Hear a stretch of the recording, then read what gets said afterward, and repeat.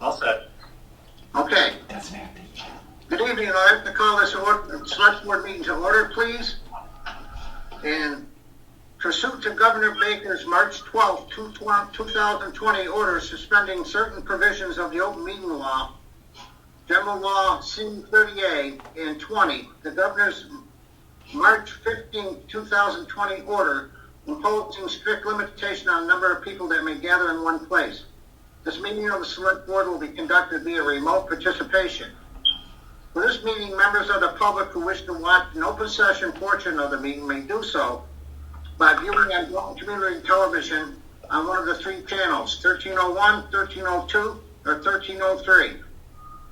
No in-person attendance of members of the public will be permitted, but every effort will be made to ensure that the public can adequately access the open session portion of the proceedings in real time, via technology means. In the event that we are unable to do so, despite best efforts, we will post on the town's website an audio or video recording, transcript, or other comprehensive record or proceedings as soon as possible after the meeting. All right, I would like to call this meeting to order, please. All those that can stand, please stand for the pledge. And Mr. Boyle, will you lead us in the pledge? Sure. Pledge allegiance to the flag of the United States of America, and to the republic for which it stands, one nation, under God, indivisible, with liberty and justice for all. Thank you. Okay. Is Brittany on? Yes. Would you do the roll call, please?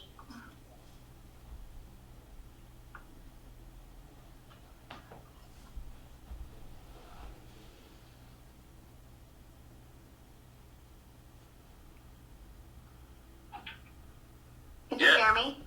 No, you're on mute there for a second.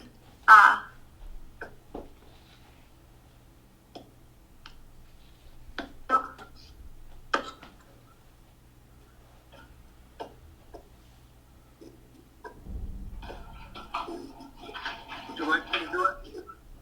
Are we good? Good. Okay. I can see you and hear you.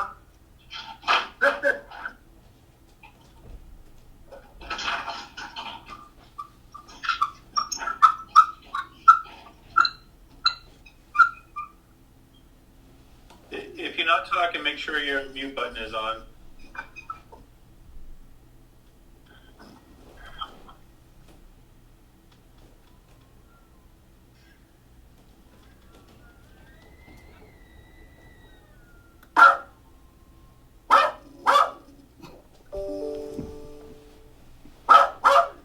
That's not me. Say that again? Can you hear me? You can hear me? Yeah, but can you hear me through the phone or through the computer? Can everyone hear me? Yep. All right, then I guess we're I can good. hear you. I'm on my phone and my whatever they need. Okay. You use both of them. That works for you guys. Okay, Brittany, I'll do the roll call, okay? I thought I heard you. I'll do it. Okay, I'll just do it. John Boyle? Yep. Here. Mark Stroud? Here. Edward Holland? Brandon. Joe Biller? Here. And Bob Bishop here. Ken Walto? Here. Okay. Okay. First of all, I'd like to go to item 4, the transfer of Dalton Community Cable annual franchise fee. Mr. Boyle. First, Mr. Chairman, I believe we've already done this, but it can't do any harm to do it again. With that in mind, I move that we transfer the sum of $615 of annual cable transfer fee to the Dalton Community Cable Association. I'll second that. Okay, a motion's been made and seconded. Is there any discussion? All those in favor? Aye. Aye. Opposed? Okay, so moved. Okay. Okay, next on the agenda is item 5, the adoption of new dates for the annual town meeting and annual town election. At this point, I'll ask Mr. Walto to entertain us with his updates. Well, I thought I brought the schedule in, but if you've got the schedule in front of you, you see the critical dates are when we should have this meeting. We have to hold the town election before the end of the fiscal year. So I'm suggesting that it be held on the 29th of June. Typically, we hold our annual town meeting 1 week before the annual town election, so that would be Monday, June 22nd. So my recommendation to you is to hold the annual town meeting on the 22nd and the annual election on the 29th. That will mean we're going to have until about the 27th of April to conclude our work, and we have a little bit more to do. Okay. Would the deliverance of the town reports be also delayed? They will be delayed, yes. So that will be about the first week. We'll have them delivered to the town about the first week in June. We'll distribute them about a week before the meeting. Yeah, which would be the 13th. Yes. That weekend. Saturday the 13th for the town report. That's right. Okay. So people, all right. Mr. Chairman, I move that we adopt the town manager's recommendations. I'll Okay, second that. Okay, a motion's been made and seconded. Is there any further discussion? All those in favor? Aye. Aye. Opposed? So moved. Okay, next on the agenda. Mass Department Fish and Game, purchase of land. Ken, do you want to take the lead on this, please? Yes, the Department of Fish and Game wants to purchase a 5-acre tract. It's on the, it's off of E Street in the vicinity of Day Mountain. It's abuts land that is already owned by the Department of Fish and Game. It's a 5-acre tract again. Now, that doesn't require your approval, but the state can, they can move forward to acquire it more quickly if the town would set a letter of support for this acquisition. If you've got a copy of the map that was provided in your package, you will see exactly where that is. If you look at East Street, you'll see green land here. Shows all that's owned by the state. You can see this little sliver of land right around here.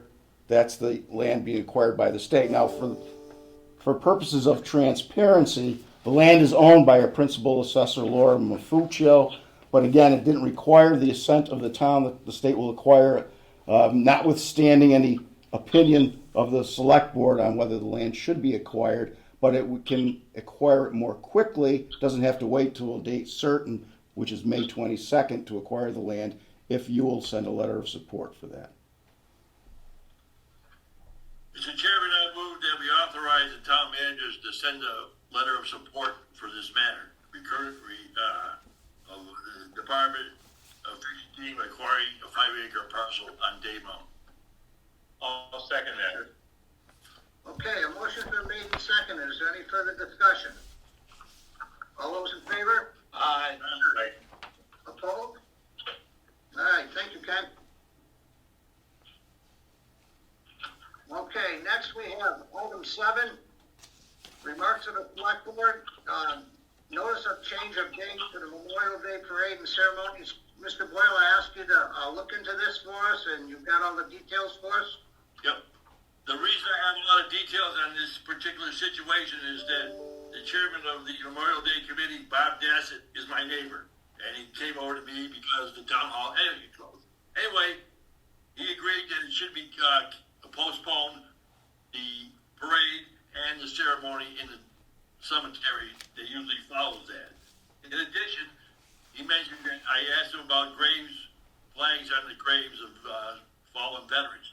And he said that he would gather up a few loyal legionnaires and they would undertake to place flags on graves in Dalton Cemetery. And he also suggested, and the town manager suggested, that we may postpone this parade until a date in September when the Legion is having their, I think it's 100th anniversary. I forgot the exact name, but these are big doings, and they're very receptive to that. And a backup date may be November 11th, Veterans Day in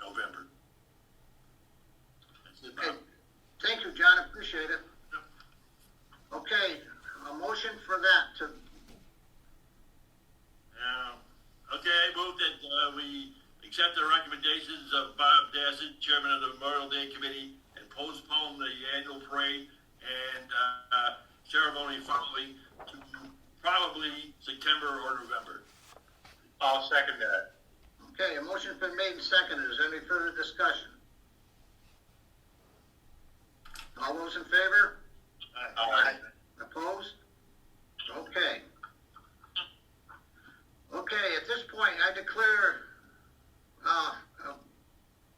to have a meeting to go to executive session may have a detrimental, effect to the public body and return to open session. Mr. Chairman, before I make the motion, just a quick consult here. At the end, when it says not return to open session, are we allowed to go from one executive session to another executive session? Or do we have to come back to open session and then adjourn again? The second part of this, scheduled for 7 o'clock tonight, is gonna be an open session. Yeah. Mr. Chairman, I'll have to ask Dalton Community Cable if they can turn off the feed and excuse us to go into executive session. It may be simpler simply to defer the first part of executive session till the end of the meeting, whatever your pleasure is. Let's do it that way. Then we'll just go into recess until we're ready to go into the, Okay, till 7 o'clock, okay. Okay. Mr. Chairman, I move that we adjourn to executive session to discuss negotiations with non-union personnel and to discuss the discipline or dismissal or complaints against an employee and conduct a collective bargaining session and not return to open session. I'll second that. okay, roll call vote. Edward? Yes. Joe? Yes. Mark? Yes. And John? Yes. And Bob? Yes. I got to say yes. Okay, Okay, so just to clarify, Bob, we're gonna go into executive session at the end of the 7 o'clock, or are we doing that now? yeah, at the end of 7 o'clock.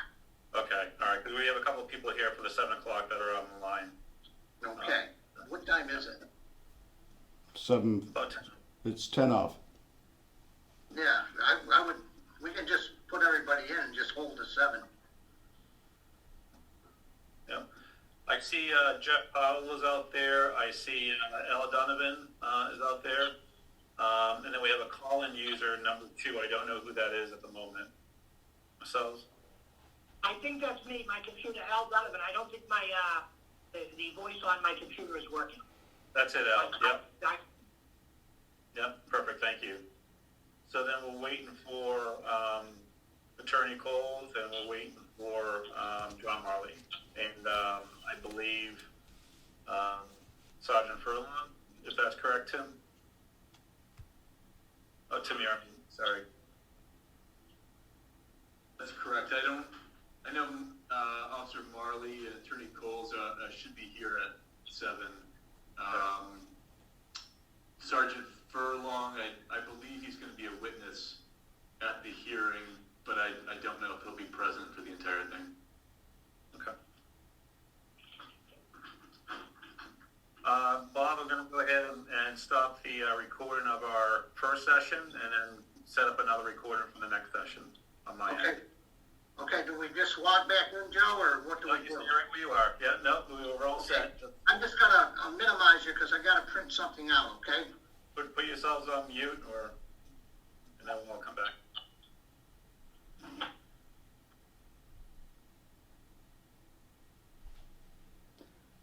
So we are in recess now for a few minutes, and the feed will come back on live at about 7 o'clock when a disciplinary hearing will take place.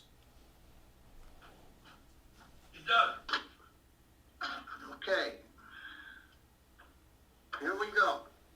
Good evening. Let the record reflect that this matter was on the agenda to be heard in executive session pursuant to Section 21A of the General Laws 38. However, the subject of the executive session, Officer John Marley, has exercised his right to have this matter in open session. Today is April 9th, 2020. It is 7:04. My name is Bob Bishop, and I am the chairman of the Dalton Select Board. This is a hearing being conducted in accordance with Section 41 of the Massachusetts General Law, Chapter 31. to determine whether there is just cause to discipline John Marley, a police officer in the town's police department, up to and including termination of his employment with the town. The basis for the proposed disciplinary action against Officer Marley, which was outlined in the March 18th, 2020 notice of completed discipline and hearing, is that he violated the following police department rules and policies during the course of his response to a resident's request for a well-being check on a young woman on the evening of November 23rd, 2019. Number 1, Rule 1-12, Law Enforcement Code of Ethics. Rule 4-02, Conduct of Becoming an Officer. Rule 5.1, Neglect of Duty. Rule 6.0 and 6.1, Incompetence. Policy number 105, Preliminary Investigations. Policy number 116, Responding to persons with mental illness or in crisis. Policy number 205, Domestic Violence. Policy number 408, Standard Operating Procedures. A copy of the March 18th notice, without attachments, has been marked and entered into the record as Exhibit 1. A redacted version of the investigative report issued by APD Management on or about March 10th, 2020, which includes 17 attachments, will be marked and entered into the record as Exhibit 2. At Officer Marley request, the following documents have been entered into the record. Exhibit 3, Furlong 3-120 Memo to Select Board. Exhibit 4, Furlong 3820 Memo to File. Exhibit 5, Furlong 3-2020 Memo to Select Board. Exhibit 6, Furlong 4620 Emails to Town Manager.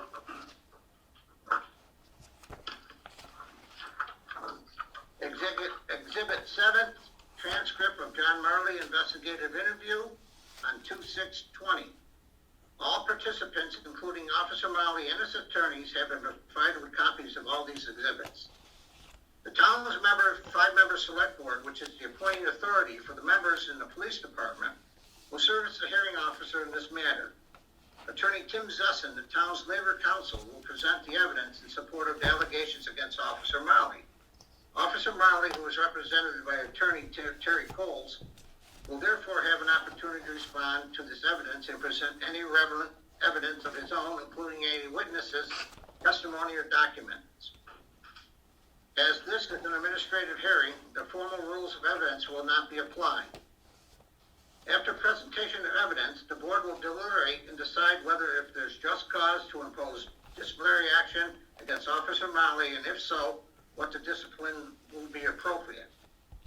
Due to the sensitive nature of issues that will be discussed in tonight's hearing, participants are reminded not to use full names or addresses of the two individuals at the heart of the matter. Before we begin, are there any other preliminary issues that need to be addressed? I don't think so. I think we're all set, Bob. Hey, Bob, the only issue, Bob, Tim, I had raised, holding the hearing open so that I can scan and send there's a thick group of documents that deal with commendations, and another document that has to do with the training. Yeah, that's fine, Terry. We will, I think the board, at the conclusion of tonight's hearing, will hold the record open to allow you to send me those documents. All right. Okay. Although this, Hey, Bob. yeah. Yep. It's Mark. I just want the record to show I'm recusing myself from this. Okay. Okay, Mark Stroud is recusing himself for any participation in deliberations on this case. Thank you. Okay. Although this meeting is being held virtually and we're in difficult physical locations, I would ask that all participants do their best not to talk over others and show respect to anyone who's speaking. Before I turn this over to Attorney Zessin, if somebody wants to speak, can they kind of like put their hands up in front of their face, and I will acknowledge them, and Joe can make sure their microphone's on, if that's okay with everybody. And at this point, I will turn the matters over to Attorney Zessin. You're on, Tim. All right, good evening, everybody. I'm just going to jump right in here. I think we all know why we're here. This incident relates to a call that occurred on November 23rd involving a young woman who was having a fight with her then fiance. The neighbor caught wind of this and heard that there was an altercation, a verbal altercation between the male and the female. And the neighbor was concerned about the well-being of both individuals. And so at about 6:15, called the Dalton Police Department to ask for a well-being check of the individuals at the residence. The dispatcher on duty then notified the two officers who were on duty that night, Officer John Marley and Officer Dylan Benzavenga. Rather than immediately proceeding to the residence, Officer Marley, who was the senior officer on duty that night, decided to make a series of phone calls. One to the male party involved in this dispute, who happened to be a police officer in a neighboring town, and also he got in touch with the caller, the individual who called the police station.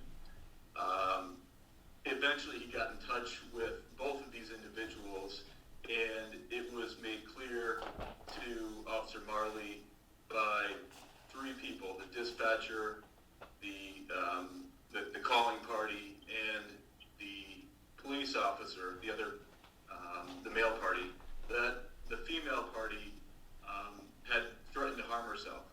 She had become upset after learning that the male party had potentially cheated on her, and was very upset about this. Unfortunately, things progressed rather quickly, and Officer Marley decided, rather than to order Officer Benzavenga to report to the scene, to have him stand by. The residence in question was about a half mile from the police station. Officer Benzavenga was not far away, but Officer Marley decided to have him not report to the scene. This stayed this way for about 45 minutes.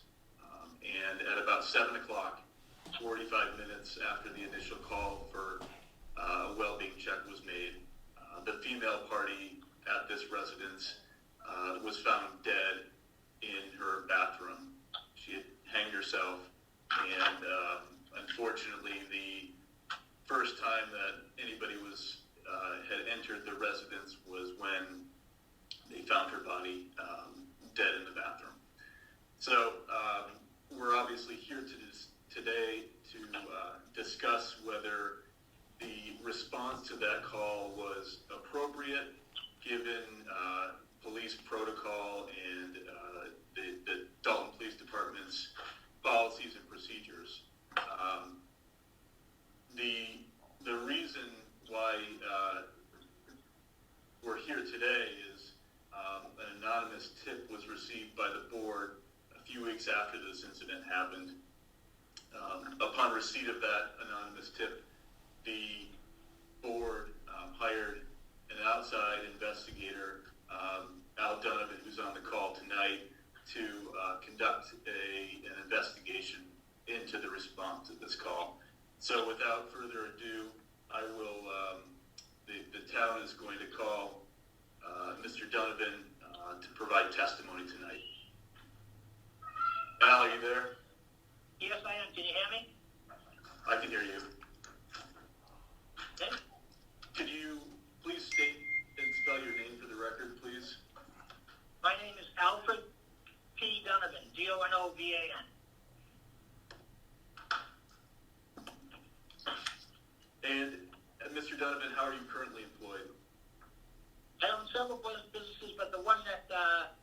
hired to do this was APD Management Inc. I am the principal owner, president of that company. And can you just briefly describe the type of work that's performed by APD? We work for municipalities. Basically, we do employment investigations for government municipalities. We do background checks for new hires, that type of stuff. And we provide training. I've provided training for over 6,000 law enforcement supervisors and leaders through the Mass Chiefs Association, which is NPI, which is their arm of training. All right, and can you please describe your education and experience in the field of law enforcement?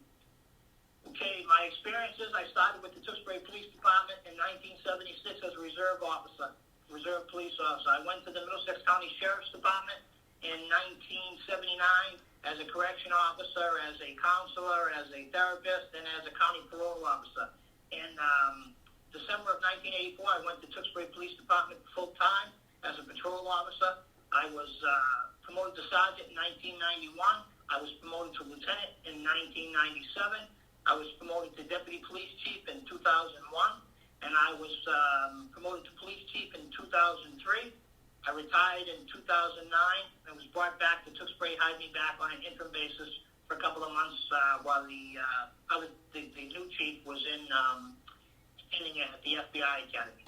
My education is I have a bachelor's degree in law enforcement, in political science, double major from the University of Boston, Mass Boston. I have a master's in education from Antioch University.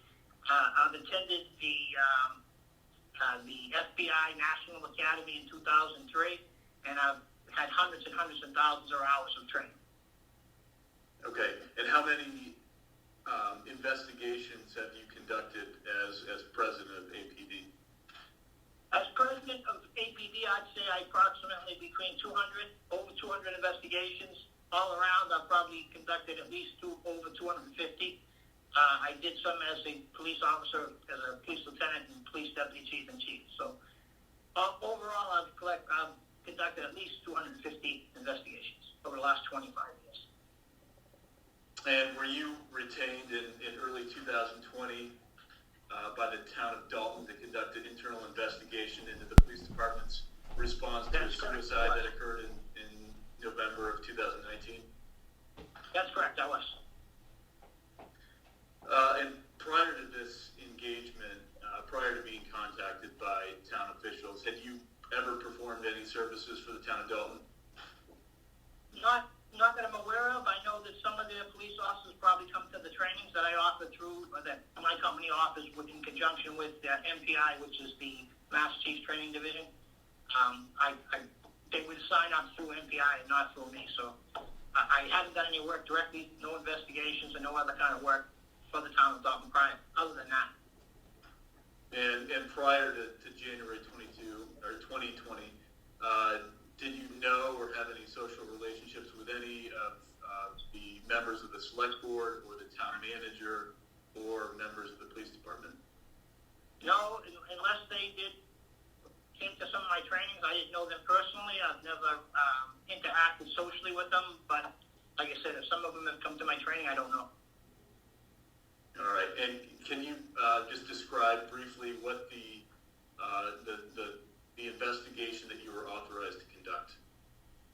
I was asked to investigate the response and performance of the officers regarding I think it was 11/23 of 19, a response to the suicide the suicide that happened on that night. And can you briefly summarize, Mr. Donovan, what steps you took to conduct the investigation? Well, I interviewed several officers. I read the reports. I interviewed Officer Marley, Officer Benzavinka, Dispatcher Speth. I interviewed Tyler Hamilton. I spoke with the chief from Peru. I spoke with Kyle Nutting. I reviewed all the reports. I listened to all the recordings and of the incident of the night that it happened, and I reviewed the policy, procedures, rules, and regulations regarding the Dalton Police Department. Okay, and can you? I know you mentioned a few in your prior answer, but can you just list the individuals who you interviewed as part of this investigation? Well, I interviewed dispatchers. I think his name is Frank Speth. I interviewed Tyler Hamilton. I interviewed Officer Molly, Officer Benzavica. I spoke with Kyle Nutting. I spoke with the chief from Peru. I spoke with other officers regarding different investigations that provided me some input. I spoke with Officer Baroli. Those are the ones that come to my mind right away. Okay, and who's Tyler Hamilton? Tyler Hamilton was the person, the caller, who called in and requested the response to that address on the night in question. Yeah, did you make an audio recording of any of these interviews? Yes, I recorded for Officer Molly, Officer Benzavica, for Dispatcher Speth, and for Tyler Hamilton.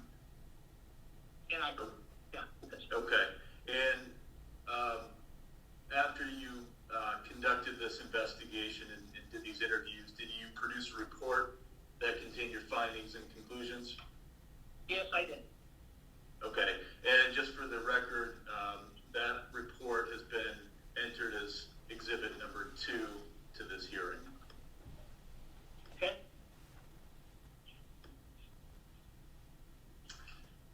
Mr. Donovan, with respect to Officer Marley's actions on November 23rd, what conclusions did you reach based on the evidence that you gathered during your investigation? I concluded that his failure to respond to the scene that night violated 8 different items in regards to the Dalton Police Department's policy, procedures, and rules and regulations. Would you like me to list them? No, I think, are you referring to, well, go ahead and list them. All right, the Law Enforcement Code of Ethics, which is Rule and Regulation 1.12, conduct unbecoming on officer, which is Rule and Regulation 4.02, neglect of duty, which is both Rule and Regulation 5.1, incompetence, which is Rule and Regulation covered under Rule and Regulation 6 and 6.1, the Dalton Police Department's policy on preliminary investigations, which is Policy 105, the Dalton Police Department policy on responding to persons with mental illness, which is Policy 116, the Dalton Police Department policy on domestic violence, which is Policy number 205, and the Dalton Police Department on standard operating procedures, which is Policy number 408. All right, let's, I think the easiest way to do this is to walk through the timeline that you've included in your report. It's on page 15, if everybody wants to follow along.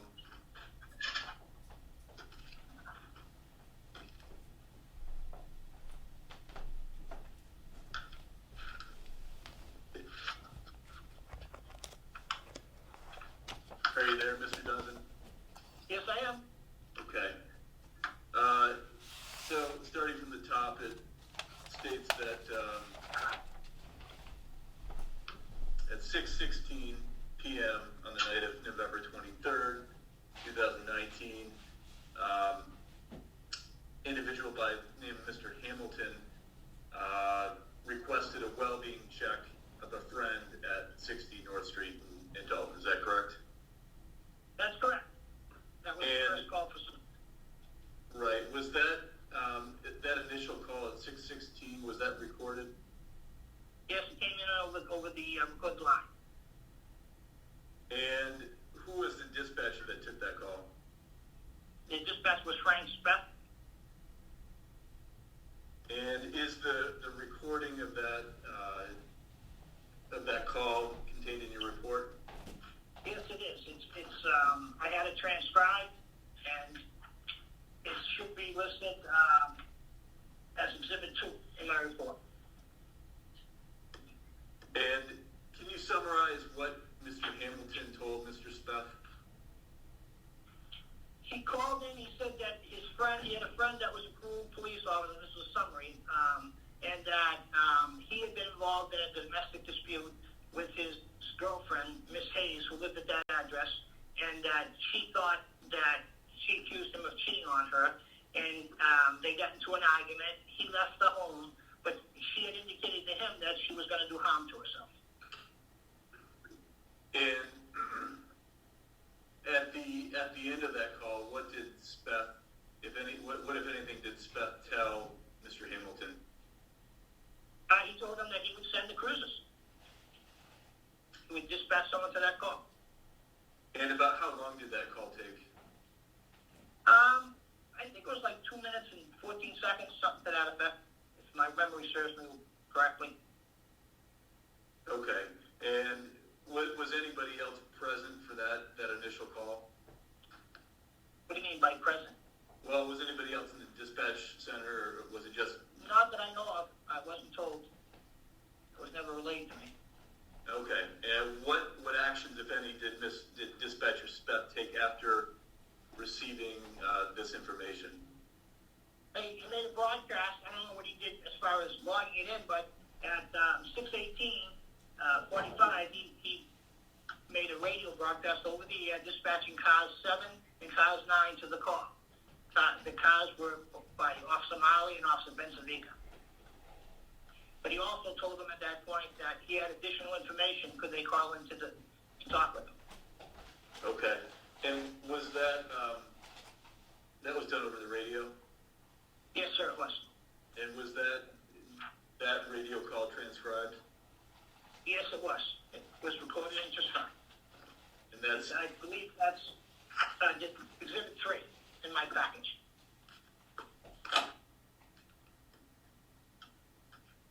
And did either Marley or Benzavica respond to that request? Yes, Officer Marley indicated over the radio that he was in the station and he had talked to him. And just the dispatch station is in the police station, correct? That's correct. And so did the two meet? Did Marley and Speth talk to one another?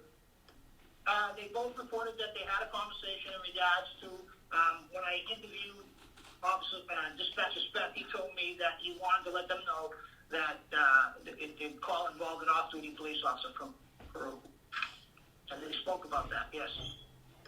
Okay. How long did that conversation take? I'm not so sure how long it took, but Officer at 6:21. Officer Marley broadcast over the radio to Officer Benzavica and tells him to stand by. He'll get back to him in a couple of minutes. Okay. Were you able to determine what Dispatcher Speth told Marley about this call? Yes, they both reported that he told them that originally he put the call out as a domestic. And when he came in there, he told them it was another Peru officer, and that involved, like I told you, that they had an argument over, she alleged that he was cheating on her, and that before he left the house, he had left the house, but before he left the house, she indicated to him that she wanted to harm herself. And what did Officer Marley do with this information? Officer Marley reported that he took some information and attempted to call the person who called in the call. He said that he thought that Dispatcher Speth was confused and that he wanted to follow up. Did Officer Marley make contact with Officer Benzavica after speaking with Speth? Yes, he broadcast over the radio at that time. He told him to stand by and get back to him in a minute or two. That's a summary. It's not exactly, but. Okay. And that call, you said, took place at approximately 6:21. Is that correct? Yes, that's correct. The radio broadcast, you mean? Correct. Yeah. Is that correct? Yeah. Yeah. And between Marley and Benzavica, who was the senior officer that night? Officer Marley is the senior officer, as he reported to me, and Benzavica is the junior officer. And were there any other officers on duty that night? Not that I know of.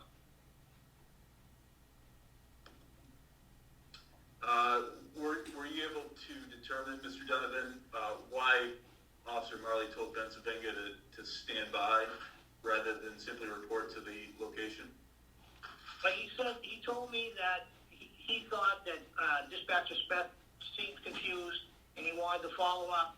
And he reported to me that he made a couple of phone calls. I attempted to make a phone call to get in touch with the call-up, who was Tyler Hamilton.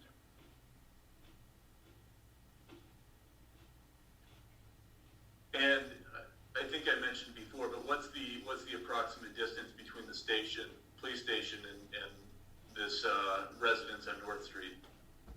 I've talked to 2 or 3 people who indicated that it was less than a mile.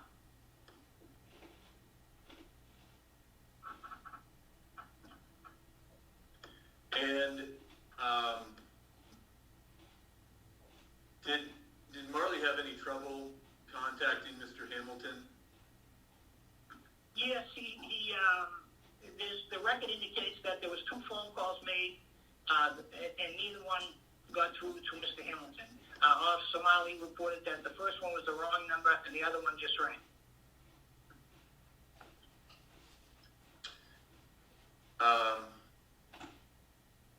So I'm going back to your timeline, Mr. Donovan, on page 15 of your report. Yes, sir. Says at 6:24, so this is about 8 minutes after the initial call came in. Yes. Officer Marley makes a call on his department issued cell phone to the Peru police chief to get the male, Mr. Nutting's number. Is that correct? Yes, sir. Yes, sir, that's correct. And were you able to look at the phone records to confirm that? Yes, I was. And what was said on the call between Officer Marley and Mr. Nutting? He originally called the chief, I think his name is Snall, to find out if he had the right name. He indicated to me that dispatcher Speth had told him it was both names, first names were Tyler and not Kyle. So he said he called the chief to find out if he had an officer Nutting, Tyler Nutting, and the chief said, I'm having lunch with him now. He's here, and gave Officer Nutting the phone. Okay, and what was said between Nutting and Marley? Officer Marley wrote his report. He listed several things that he talked about. Certainly, he said that they were. Give me 1 second so I can refresh my memory. He wrote that Nutting and Hayes were arguing over an allegation of Nutting cheating on Hayes. That Hayes was upset when he left, but he did not believe that she needed mental health services. And in his report, he said he believed Hamilton called Dalton PD because he was worried about him being a police officer and that his job might be affected. That's what he wrote in his report. When I interviewed him, he did tell me that Kyle Nutting told him that she had indicated to him that she did make the statement that she wanted to harm herself. And was that in Officer Marley's report? It was in the report that when he spoke to Tyler Hamilton, but not in his report in respect to what Kyle Nutting had told him. But when I interviewed him, he admitted that conversation took place. And did Nutting also provide the phone number for Mr. Hamilton? According to, yes, he did. He gave him the correct number for Tyler Hamilton.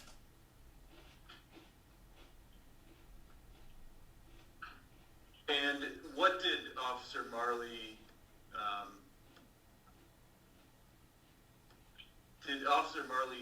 talk with Nutting about the need for a well-being check?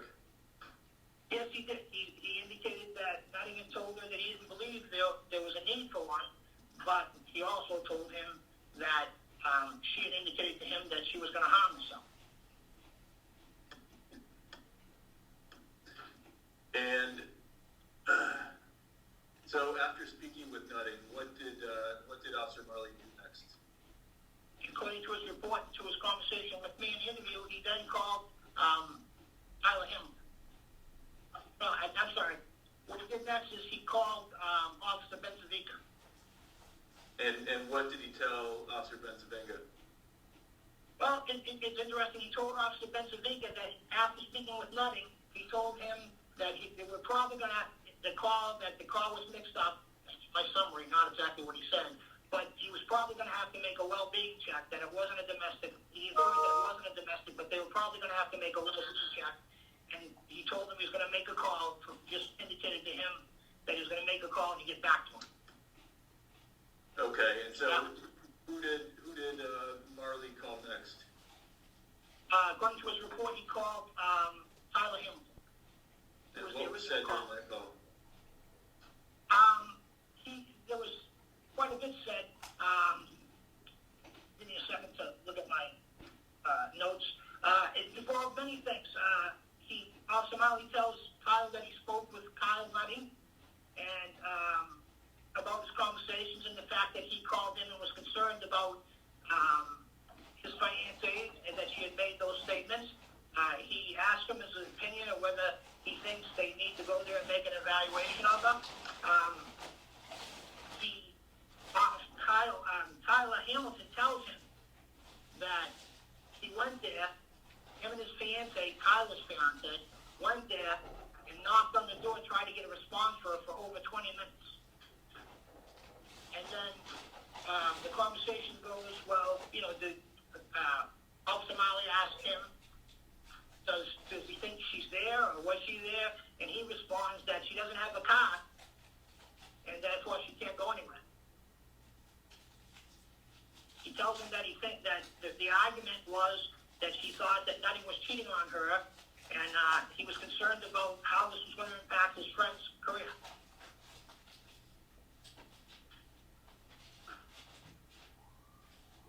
That conversation is transcribed and recorded also. Is that exhibit number 5 in your report? Just checking my exhibit list. Yes, it is, sir. And at the end of that conversation with Mr. Hamilton,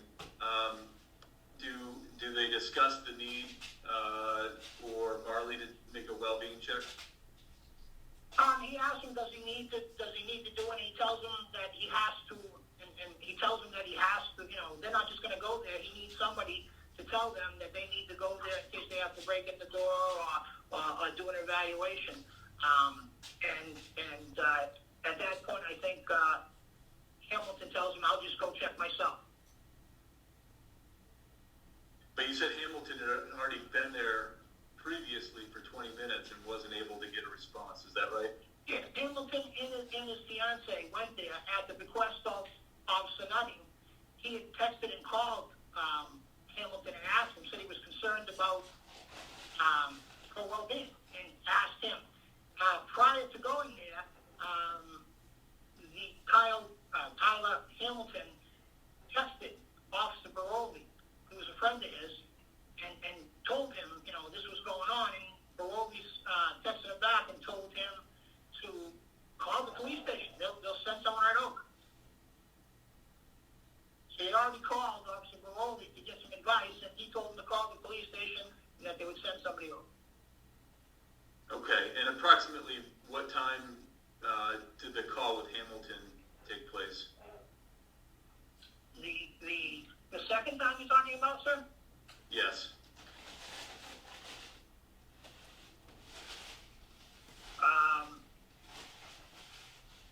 Okay, that was about 6:40, I think. Okay, and what time was the first call? 6:16.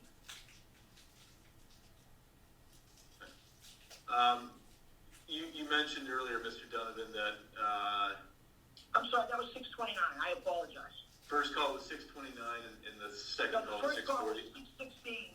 The first call was 6:16. And the second call that he makes to, Molly makes to Tyler Hamilton is 6:29. I want to make sure I correct that. Thank you. You said that Officer Marley put the burden on Mr. Hamilton to confirm that he wanted a well-being check. In your opinion, was this an appropriate way to handle the situation? Well, no, it wasn't. In fact, he'd already called in and requested a well-being check. He provided information at that point that I don't know if you can see me, but he went blank. He provided information that he had information that she said she was going to do harm to herself. He told them, there's certainly several indicators there. One was he was told by both Officer Nutting and him that she indicated that she was going to harm herself. That she was involved in a domestic argument over whether her boyfriend was cheating or not, which is certainly emotional. On top of that, he told her that he went there and knocked on the door for 20 minutes and there was no response. Certain to me, that's a red flag. And then he told them, when asked about the car, he told her he shouldn't have a car, so she couldn't have gone anywhere. Certainly those are indicators, and that he had already called in and made that request. He already called in and was told that they were going to send somebody. So at that point, he should have initiated an immediate response. Here we are at 6:29 having a conversation about whether we should go there or not. I think it's very relevant that after he talked with Mr. Nutting, he calls Benzaviga and tells him we're probably going to have to go there. So based on what he heard from Mr. Nutting, he still was of the impression that they were going to go there and do a well-being check. Probably going to have to go through there and do a well-being check, is what Mr. Benzaviga reported. Okay, so that's at 6:29. Do they? What happens next? Do they? I assume they don't go to the residence. They don't. No car was dispatched to the residence. At one point, Tyler Hamilton calls back into the police station. Now he had previously told him that he was going to go there. So I assume there was some conversation between Tyler Hamilton and Kyle Nutting, because he calls back and tells him that he calls back. He gets dispatcher's back, who tells him to hold on. Officer Marley and him have a conversation, and he tells him that Kyle Nutting is going to go and check on him. Okay, and Marley was okay with that. Yes, and to me that's problematic also. Nutting, Nutting was the person involved in an altercation. He left there because they were arguing. He called his friend and asked him to check on him. So certainly under the policy on domestic, with another police officer involved, they're supposed to respond immediately.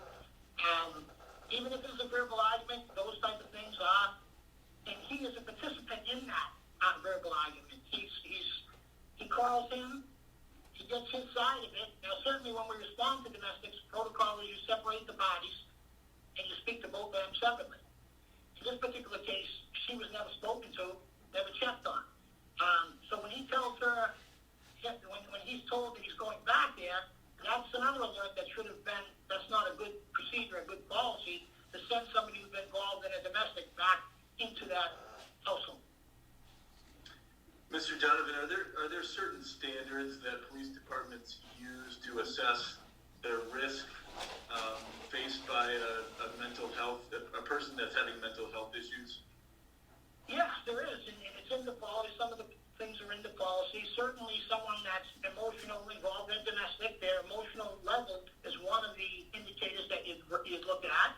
Here we have a person that was involved in a domestic, obviously an argument, and both everyone says it was an argument, where she's accusing her fiancé of cheating on her.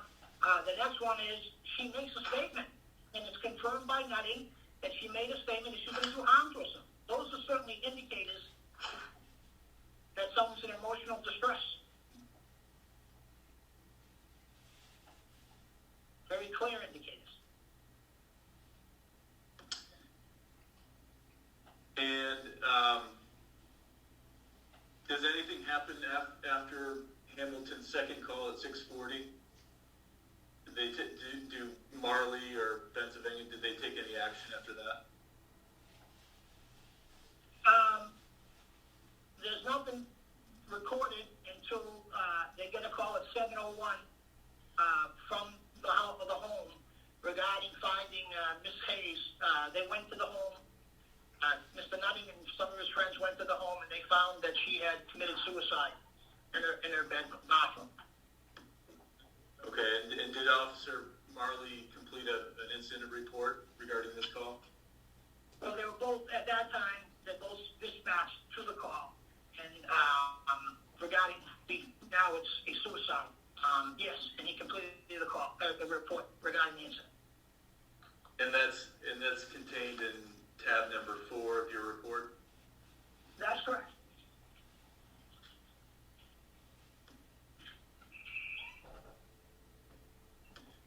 All right, Mr. Donovan, I'm looking at a copy of that exhibit number 4. Yes, sir. On the 3rd page, I'm going to let everyone get there. So page 3 of exhibit number 4. It says, this relates to the initial communication between Speth and Marley. And he makes a comment that dispatcher Speth sounded confused during his initial dispatch and requested a phone call to further explain the request. Did you make were you able to confirm that statement?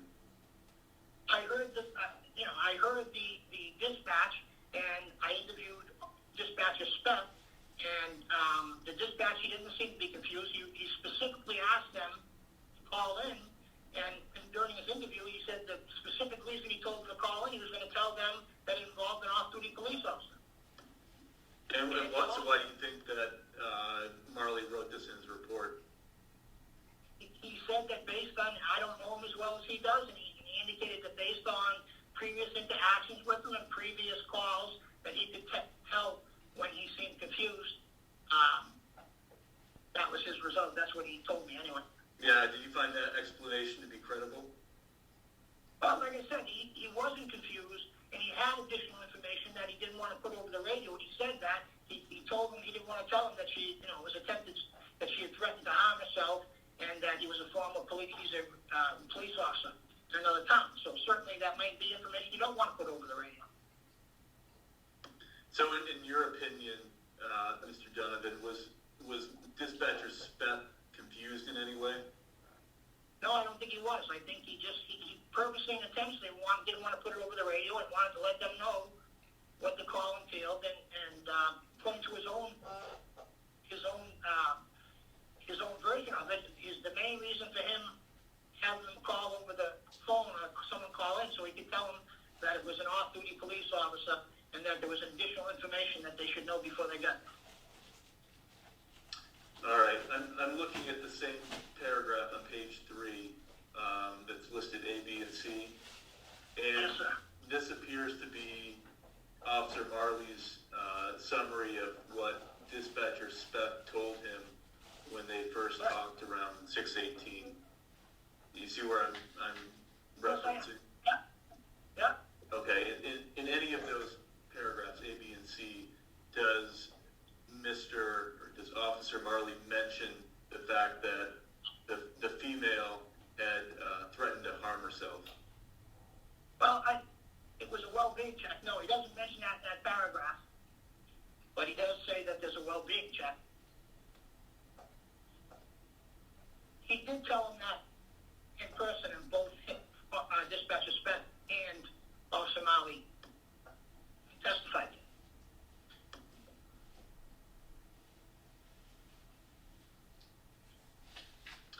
Does anywhere in Officer Marley's incident report, does he mention the fact that Hayes had threatened to harm herself or kill herself?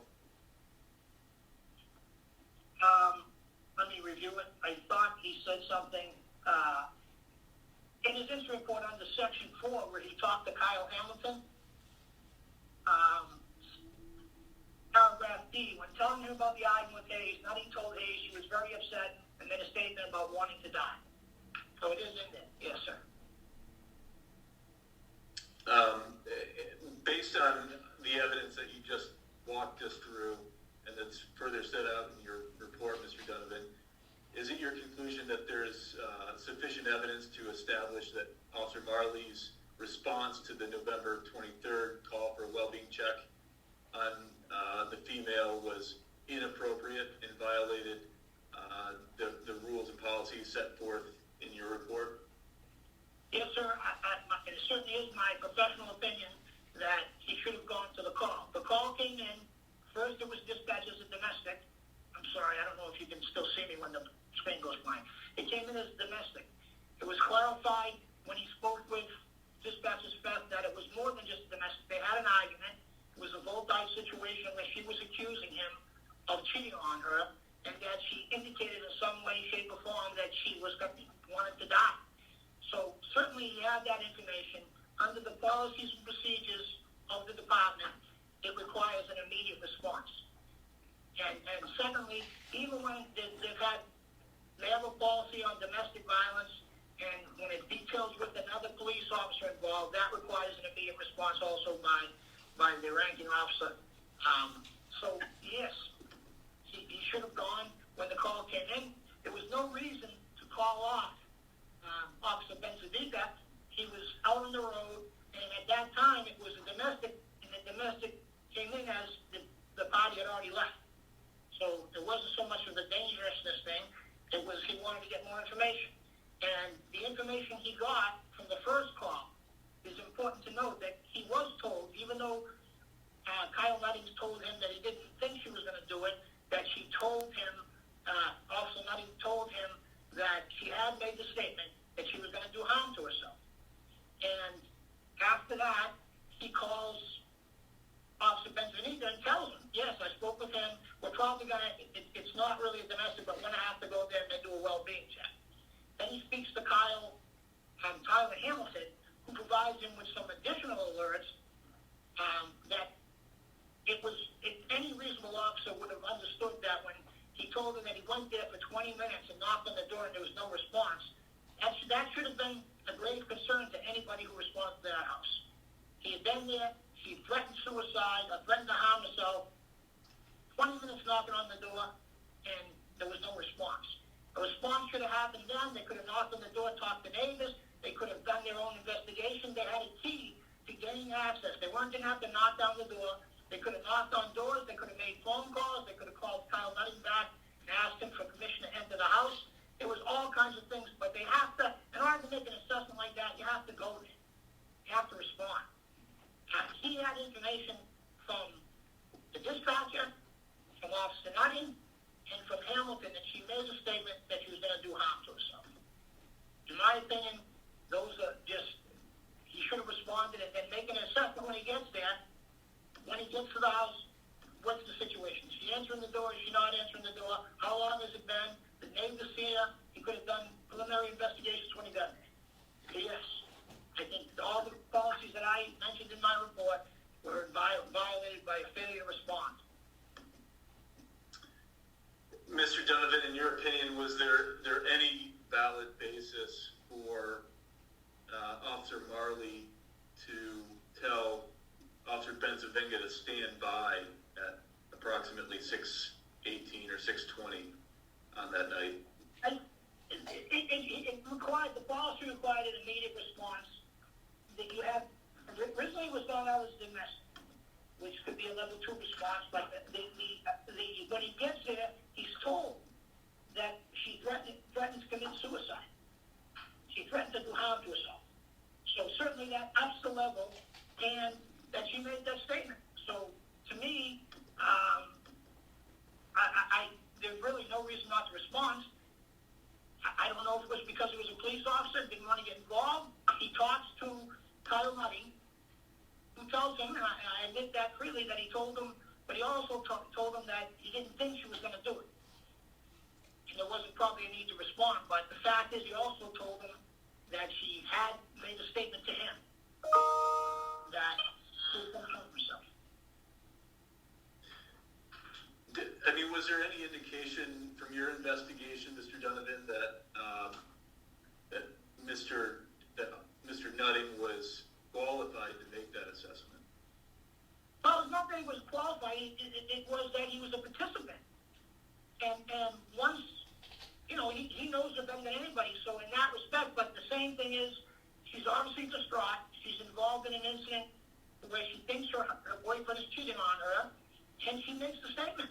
Those are sure signs that someone's under emotional distress. Okay. Okay, Mr. Donovan, I'm gonna bring your attention to what's been marked as hearing exhibit number 4. It's a memorandum drafted by Sergeant Furlong dated March 8th, 2020. All right. I'll give you some time to get it. Yeah, I just got this yesterday, today. Okay, I have it in front of me. Have you ever seen, have you seen the document before? You sent it to me either yesterday. I'm not sure, but I have And you understand that it was drafted about a month ago by Sergeant Furlong, who is the acting chief of the department, and addressed to the select board, correct? I see that, yeah. And if you could, just jump to page 2 of that memo. Yes, sir. This is where Sergeant Furlong is making several points in defense of Officer Marley's actions on November 3rd. Is that an accurate representation? It is. Okay, let's just walk through each one of these points. Number 1 is that Officer Marley has no experience with the female or Mr. Nutting. In your opinion, Mr. Donovan, was this? Did you consider this fact in making your conclusion that Marley did not appropriately handle the call? There was no indication that he had from me, so yes, there was no indication that he had prior knowledge of these people or anything else. So yes, I took into consideration that there was no prior knowledge of it. Yes. But how does that play into his decision whether or not to report to the scene? I don't think it should.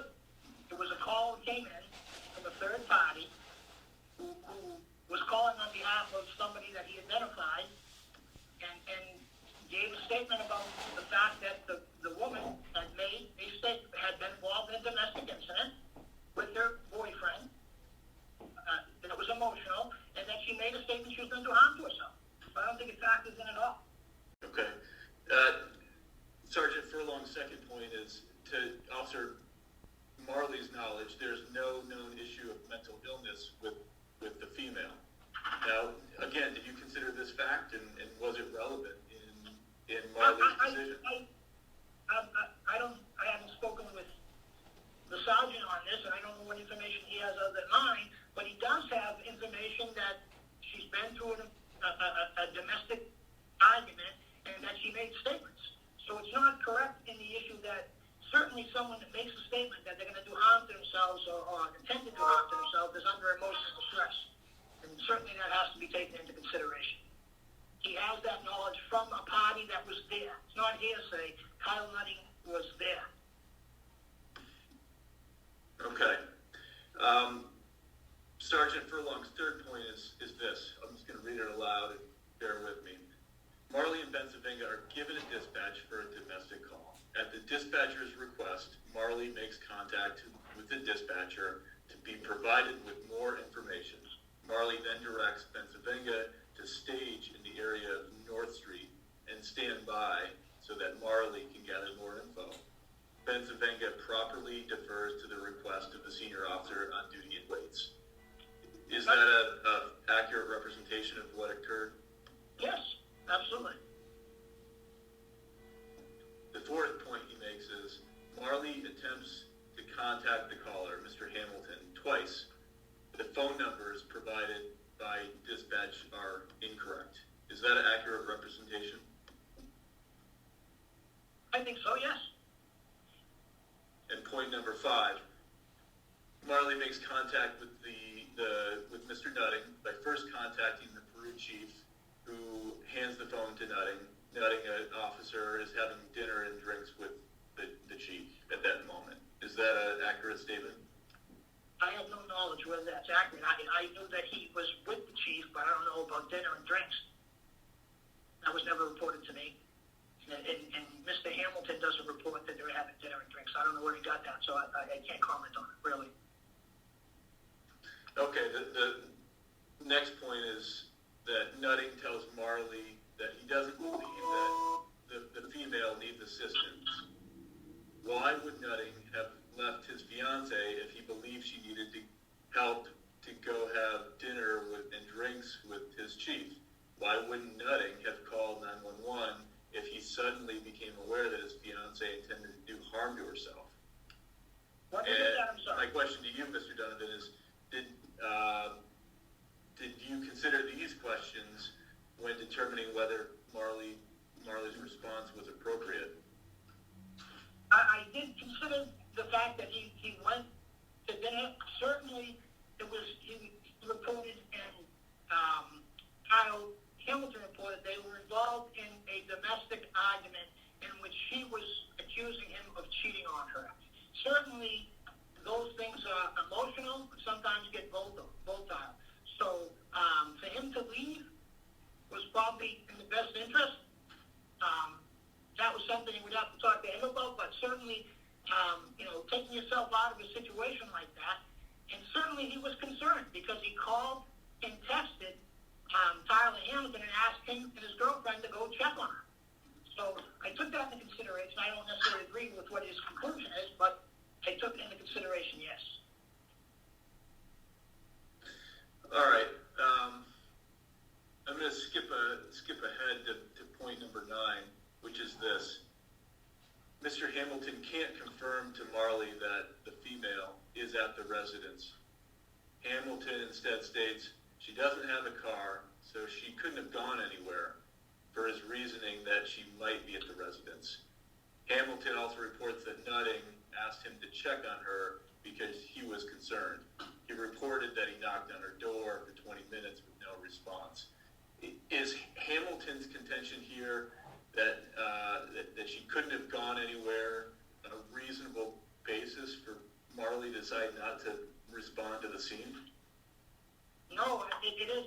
And again, when he talks to Nutting, he tells him that she made those statements. When he talks to Hamilton, Nutting had contacted Hamilton because he was concerned for her well-being. He wouldn't have called Hamilton if he wasn't concerned for her well-being. He sent them over there, they checked on it. The fact that they couldn't get a response for 20 minutes and they were inside the apartment knocking on the door is very concerning and should have been alerted somebody that there could be problems and issues here.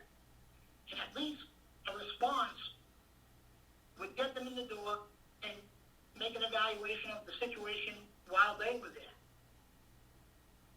In that same point, or in point number 10 in the memo, he brings up the issue of hearsay, and he defines it as the reporting of another person's words by a witness, and argues that Mr. Hamilton is simply a hearsay witness, and all the information that he provided regarding the female, that she was going to do harm to herself, is nothing but hearsay. First is, what is, are police precluded from considering hearsay evidence during the course of an investigation? No, they're not, especially with the caretaker issue of this. Number one, it wasn't hearsay. He talked to Mr. Nutting, who told him that she had made that statement. Mr. Nutting was there and made that statement. Second, Mr. Hamilton was there. He went there. He responded that. He knocked on the door. Him and his fiancée knocked on the door for 20 minutes. That's not hearsay. That's, I was there. I did that. And those are things that should alert somebody. He also told him that she doesn't have a car. That's additional information that should have been put into the equation of whether we should respond immediately or not.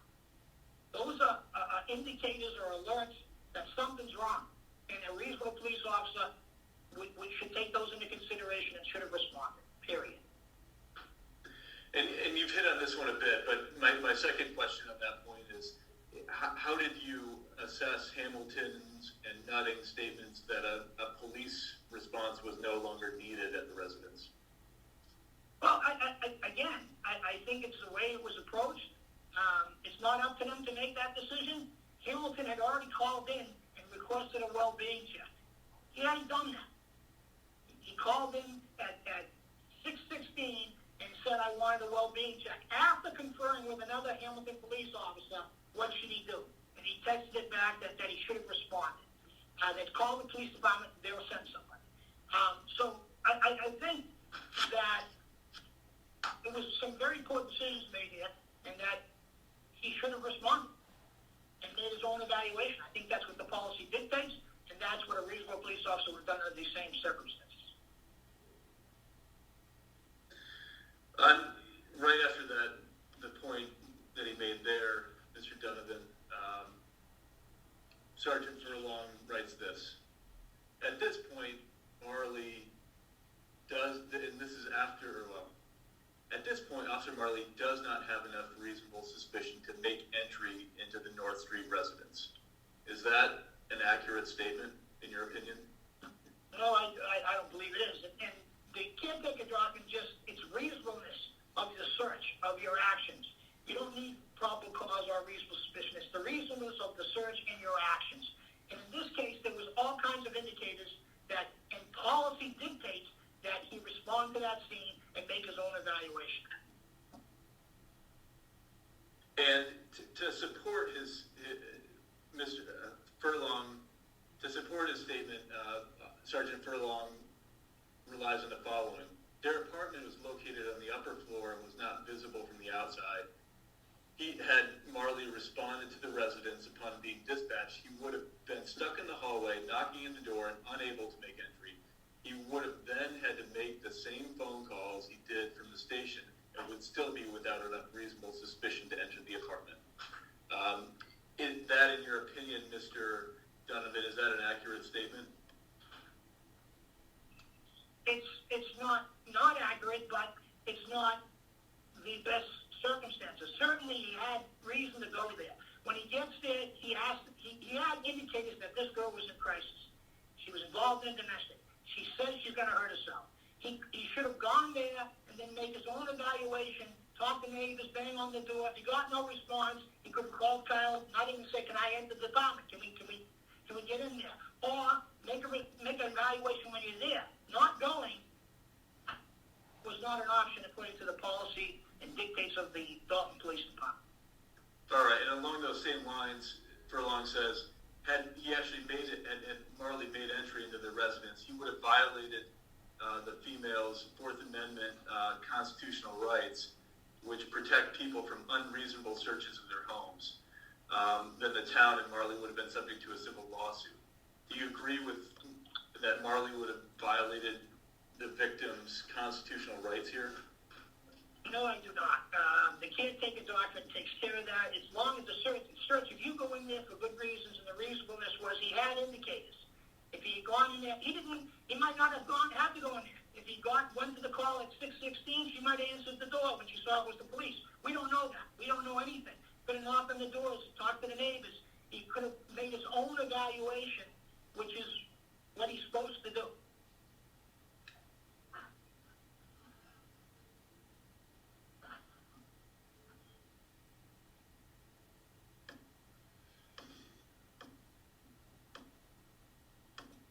All right, Mr. Donovan, after reviewing that document, do you have any further comments on it? I don't agree with it. It's his opinion. I don't agree with it. I think that the policy of the Dalton Police, there are all kinds of other policies that involve domestic, they involve handling the mentally ill that have to be taken in consideration, and certainly I don't think those were followed.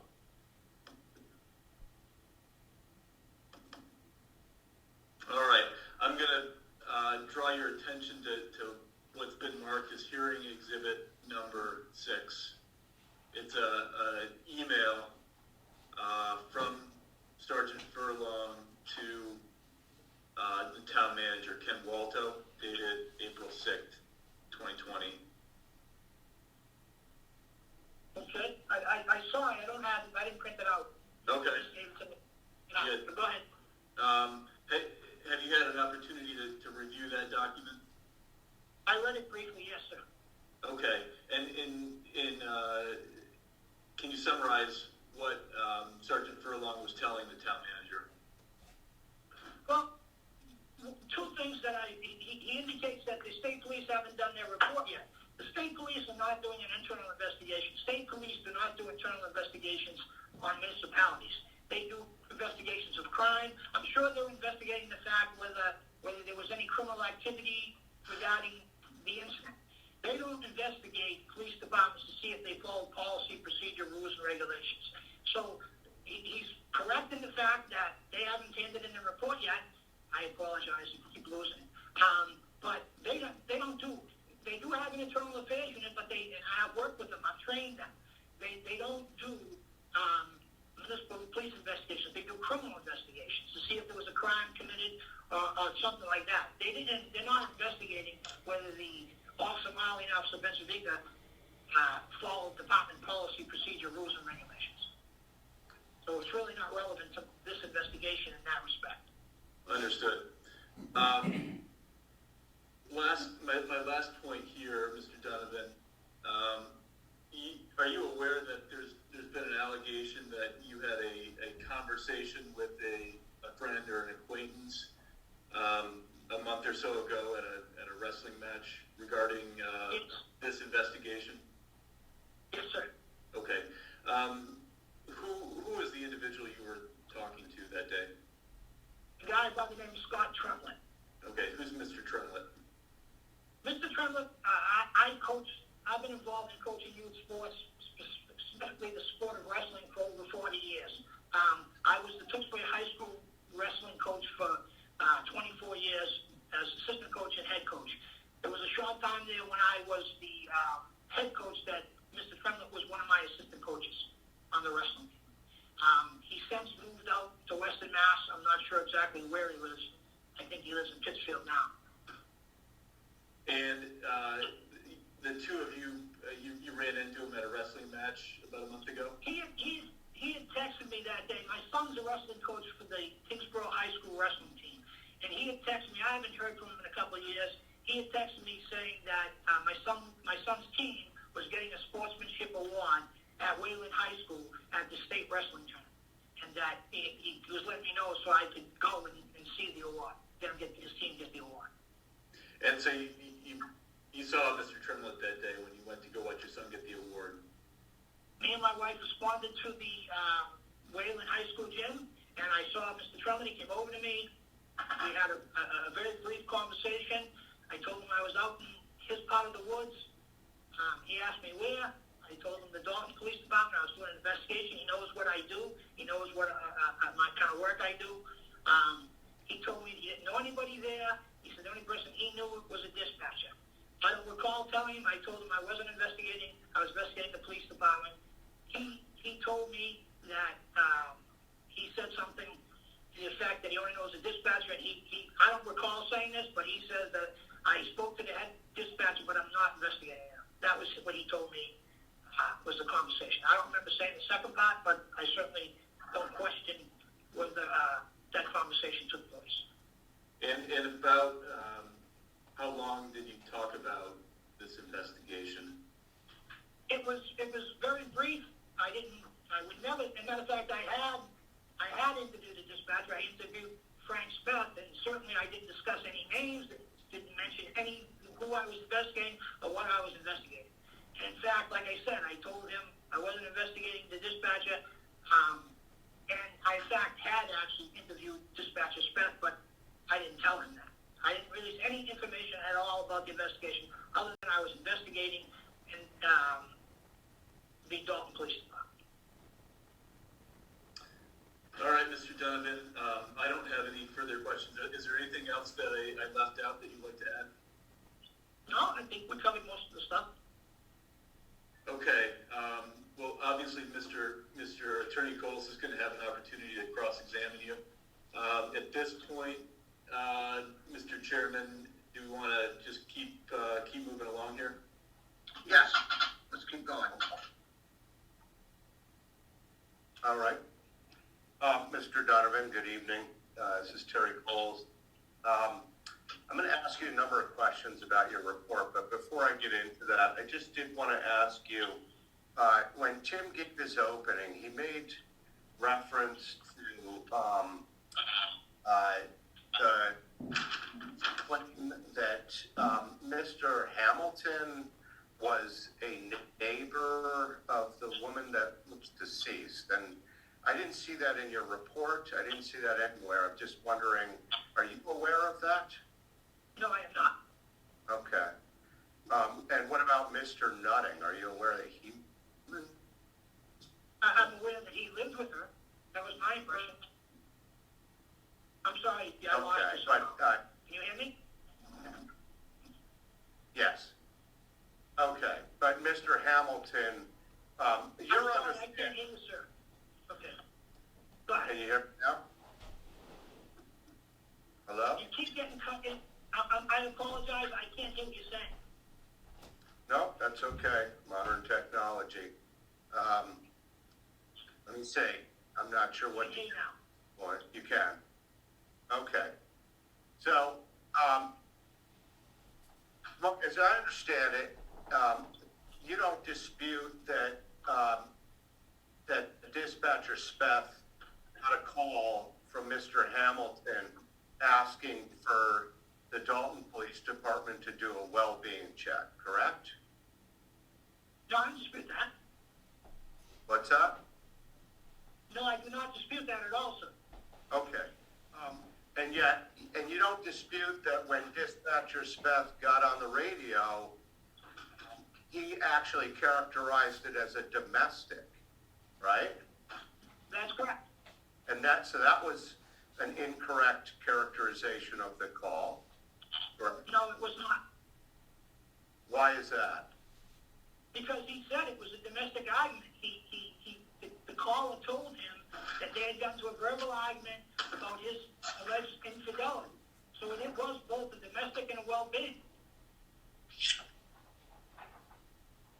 So it's your contention that if a member of the public calls the Dalton Police Department, says that two people have been arguing, doesn't make any claims that there's any threat of violence or actual violence or intent to harm by either member towards the other, that in your mind is properly classified as a domestic? Domestic argument. He didn't call it as a domestic. You're going to let me finish my answer? They have a substantial dating relationship. Their fiance is his fiance. They're arguing over whether he was faithful or not. That's what we call a domestic argument. Yes, sir. Okay, so you think that Speth getting on, I just want to make sure I understand.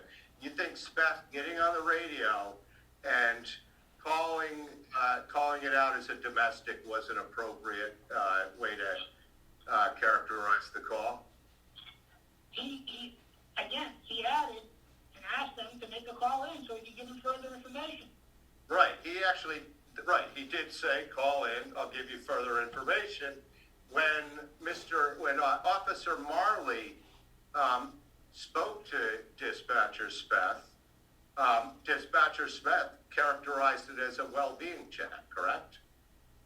He told him that the call was a domestic argument and that they had that, and he called it Q5.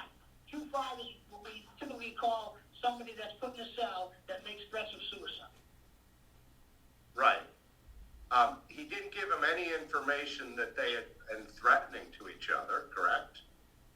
He gave them information that they were arguing over his infidelity. I think that's implied. So you're saying that when there's an argument between a couple over fidelity, that implied in that is a threat of violence? Is that what you're trying to say, sir? No, I never said that. I said it's a domestic argument. When two people who are involved in a relationship get into an argument over infidelity, that's commonly called a domestic argument. And you're saying that if a person calls in, the Dalton Police Department says, listen, there's a domestic argument going on, that there's reasonable cause, just based on that, a domestic argument, there's reasonable cause for the police to respond? It depends whether it's loud or not, but that wasn't the only thing. There was a threat to do harm to herself. Right, and you think if a person makes a threat to do harm to themselves, that then puts it in the category of a domestic call? I think it's two separate things. It's a well-being check. I'm not arguing that. Okay. So he called it a domestic, and then he told Officer Marley it was a well-being check. And then you agree that he gave Officer Marley the wrong number for Tyler Hamilton, right? That's what Officer Marley reported, yes, sir. Well, do you have any reason to believe he didn't give him the wrong number? I wasn't there, I don't know what number. No, I don't have any reason to believe that he did give the wrong number. Okay. And in Officer Marley's report, he relates the number that dispatcher Speff gave him, right? You look at Yeah. and dispatcher Speff never suggested to you that the numbers that are in Officer Marley's report, the numbers he claims that dispatcher Speff gave him, were wrong. Dispatcher Speff never disputed that, right? No, he did not. Okay, and then the third thing that dispatcher Speff tells Officer Marley is he characterizes, he says that it's the woman's, the Peru police officer, his name is Tyler Nutting, right? That's what Officer Marley reported. I don't know if that's true. Did you ever ask dispatcher Speff if he told Officer Marley that the Peru police officer was named Tyler Nutting? No, I did not. Okay. And so even though he called it out as a domestic, even though it was a well-being check, even though he gave him the wrong numbers, even though he got the name wrong, your contention is dispatcher Smith wasn't confused? That is my contention. Okay. He actually reported what the incident was. Okay. And originally, Tyler Hamilton told dispatcher Smith that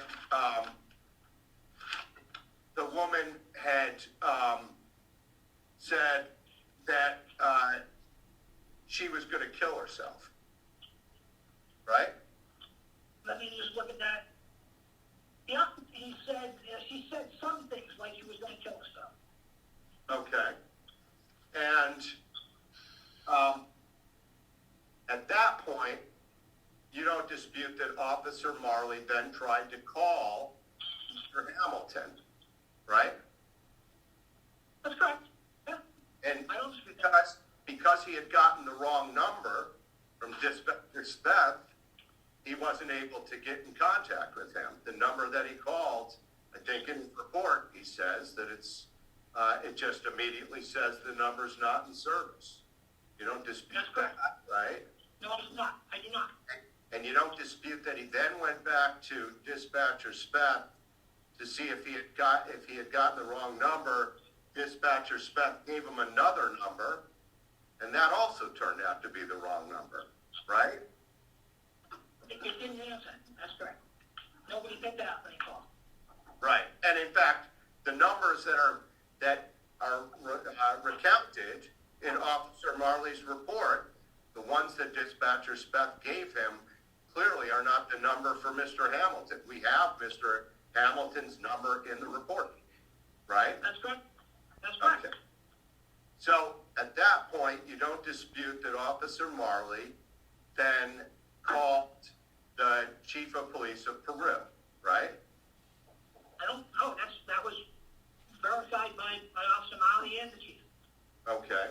And at that point, he then speaks to the chief, and the chief tells him that he is in fact, well, it's not actually Tyler Nutting, but there is a Kyle Nutting, and he's sitting right next to him at eating, right? That's correct. Yep. And he passes the phone over, right? That's what I reported, yes. You don't have any reason to dispute that, right? I do not. I do not. That's verified. Right, and then Officer Marley then speaks to Officer Nutting, and Officer Nutting tells Officer Marley that the woman in question, his girlfriend, didn't make the statement that she was going to kill herself. She made the statement that she did not want to live, right? Let me just check that. I have to check exactly what she said. Is that in Officer Malley's report? Sir, I'm losing you again. It is. Well, he actually told you that when you interviewed him. We'll get to that in a second, but it is in his report. Okay?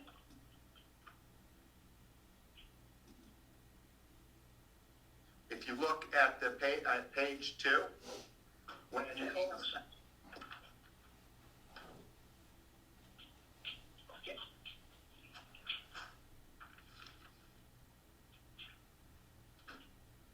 Go ahead. he says, after speaking to Nutting, he's talking to Hamilton, when telling him about the argument with Hayes, Nutting told him, meaning Officer Marley, Hayes was very upset and made a statement about wanting to die. See That that? was Hamilton said, right? Hamilton said that. Yep. No, both the interview with Officer Marley and Mr. Hold on, let me finish. Are you on page 2 of the report? Correct. Number 4 says on page 1, says, I then called Hamilton to follow a summary of our conversation. Right, but didn't you interview Officer Nutting? Did I interview him? No, I spoke with him. Okay. If you look at page 26 of your report, Yeah.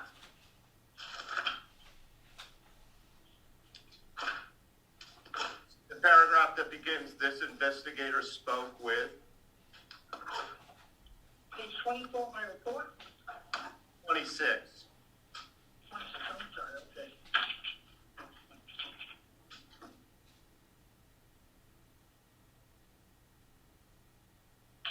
Yeah?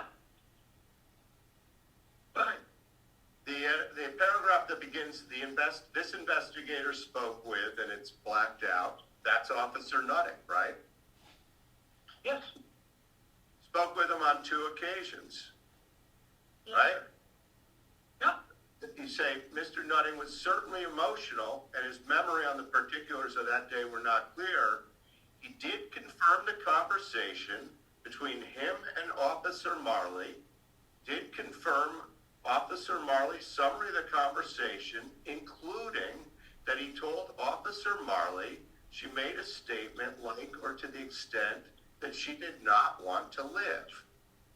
Yes. Do we have any Right. reason to believe that when Officer Marley spoke with Officer Nutting said she had made a statement to the extent that she did not want to live? I think, say that again? I'm sorry, I didn't understand the Reason to question. believe that conversation didn't occur as it was. No, as it something was like that conversation did occur, and when I interviewed Officer Malley, he told me what they said. That's in his statement. Yeah, we'll get to that in a minute. Okay. But I'm asking you, do you have any reason to believe that when Officer Marley spoke to Officer Nutting didn't say to him, she said she did not want to live? I have no reason to believe that. He indicated it to me in some form, yes. Okay. A person saying they don't want to live is quite different than saying they're going to kill themselves. Would you agree with that? It's similar but different, yes, absolutely. It's similar but different. People can say they don't want to live. It doesn't mean they have suicidal ideations, right? I don't know if I agree with that, but go ahead. So you think that everybody says that they don't want to live? In your mind, as a veteran police officer chief, you think anybody that says that they don't want to live is expressing suicidal ideation? No, I think they're expressing something that's concerning behavior, concerning comment. Lots of people say they don't want to live, and they never take any steps to hurt themselves. I agree with that. And saying, Some people I say they want don't want to to kill live and do take stickers. Yes, but in this case, Officer Marley spoke to Officer Nutting, and Officer Nutting specifically said she didn't want to live. He didn't say. I don't know if that's reporting. I don't know if that's what Officer Marley reported in his report. It's You want to go to that and check that out? in the portion I just looked at when he's talking to To me. Hamilton. No, on page 2 of his report, when he's talking Yeah. to Hamilton, after he talks to Nutting, he relates to Yeah. Hamilton that that when he spoke to he relates to Hamilton that Nutting told him that she said made a statement about wanting to die. Yes, that's what Hamilton told Officer Marley. So Hamilton told him that, right? Nutting told him that, right? That what, she died? That she wanted to die. Or that she didn't want to live. Yes. Yes. Yeah. Yeah. So No, he at told that me point, something to the extent that he didn't want to live. That was a conversation with me. I can't hear you. You're going in and out. I apologize. That was a conversation that Mr. Nutting had with me. Hold on a second. Is this any better? Yeah. Can you hear me? Yeah, this is Joe Diver. Just sorry to interrupt. Attorney Coles, you're cutting in and out on your connection there. So I'm not sure if you like to call in through the phone line or not and keep the video on, but just a thought. But anyways, that's where the interruption is occurring. All right. Well, let's see if it is it better now. I can't hear you. Yeah. Okay. Go ahead, try it again. Hello. That. Alan, can you hear us? I say it again? Can you hear us? I can hear you. I couldn't hear the attorney. Okay. Try again, Mr. Coles. Right. Can you hear me now? I can't hear him. Can or cannot? I speak again? Yep. I'm speaking. I see you speaking, but I can't hear. Okay. So Joe, what are you suggesting I do for this? If you go into the WebEx and you can, there's a little icon when you scroll down. There's a little black dot with three dots. You click that and you can change your audio connection. If you can change audio connection, Okay. and then you can switch connection. And if you select I will call in, then you click that. It'll give you a dial-in number, passcode, and attendee ID. Okay, let me try that. Thank you.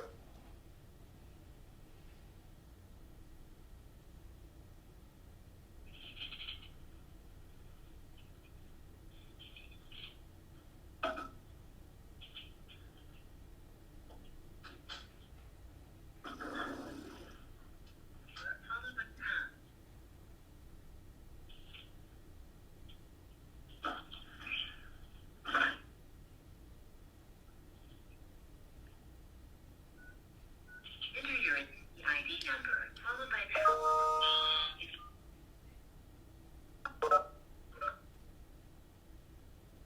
How's that? That's much clearer. Al, is it good for you? I can hear him. Just say it again, sir? Yeah, can you hear me now? I can hear you now, sir. Okay. So we were talking about what Mr. Nutting and what Mr. Hamilton told Officer Marley when he spoke to them that evening. Okay? In your report, you say that on page 26, you clearly say that Mr. Nutting told Officer Marley that his girlfriend had made a statement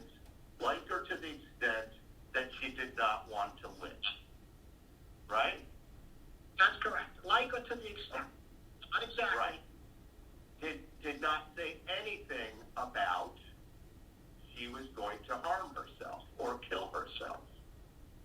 When Nutting spoke to Marley, she said nothing like that. Said she made a statement like her to the extent she did not want to live. Correct? I don't know that. I have to check the transcripts of what Officer Miley reported to me. So you're saying that Nutting, when he spoke to you, was not telling you the truth? No, I said that he said like, right? I used the word like or to the extent. Officer Miley reported exactly what he said to him. Why don't we just go to the transcripts and look at it? Okay. Why don't we, if you question Nutting's statement, let's do that. I'm not questioning Nutting's statement. I told you Nutting was very emotional and disturbed. And it wasn't her You're the one that wrote down. You're the one that wrote down. He said. I did. He said that he did not want to live. And I'm not something to that extent. Yes, sir. Okay. So take a look at exhibit number 7. Okay. Yep. And turn to page 18, please. Exhibit number 7. This is your interview. This is your interview with Officer Marley. Okay, we find it, sir. I have to take out all of my exhibits. My exhibit is a 911 call to the police station. Exhibit 7. No, this is exhibit 7 for the hearing. This is I the don't have that, sir. transcript. Is that your exhibit 7? Now, I'll send it to you right now so you have it. Hold on. I can print it out. I have it in my report if you want me to get it. It's in my computer. No problem. Okay. Want to take a second and get it? Is that all right? Yep.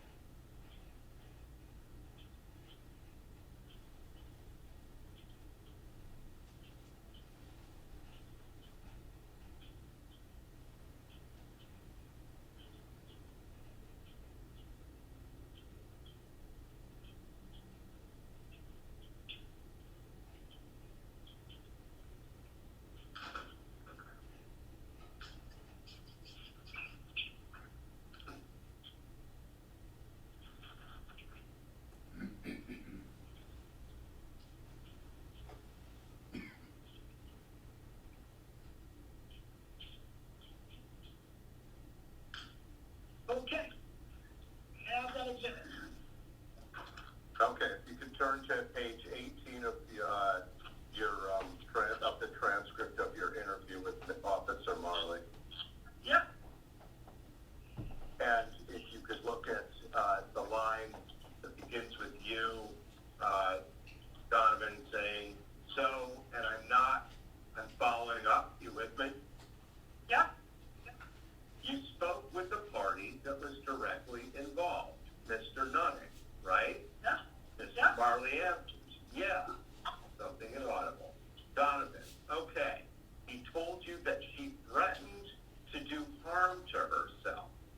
Marley, that she made statements that she wants. I have to look exactly. Donovan, okay. Marley, what he said. Donovan, oh, you know, she wanted to die or she, something to that effect. Marley, let's see. Telling me that Mr. Nutting told me Hayes was very upset and made a statement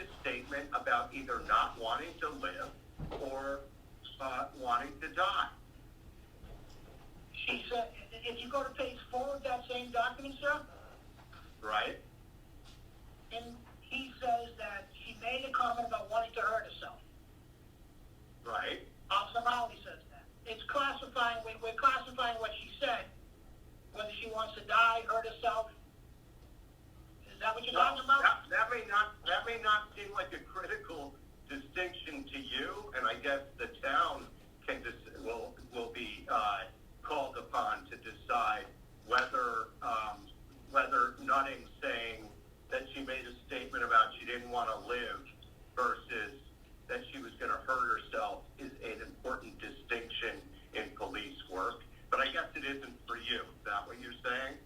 No, I'm saying that when someone tells you they want to hurt themselves, that can be interpreted in many ways. But Nutting... Officer Molly reported to me on page 4 that that's what she said. He never spoke to her, right? Officer Marley never spoke to the woman. No, he said that Kyle Nutting told him that she wanted to hurt herself. That's on page 4. Right? And then later on in the interview, when he looked at his report, he corrected himself and said what I just read you. Right? I don't know if that's a correction or just a summary of what she said. Well, didn't you see it? I mean, we can go through it again on page 18. Yeah. Your question was, you spoke with the party that was directly involved, Mr. Nutting, right?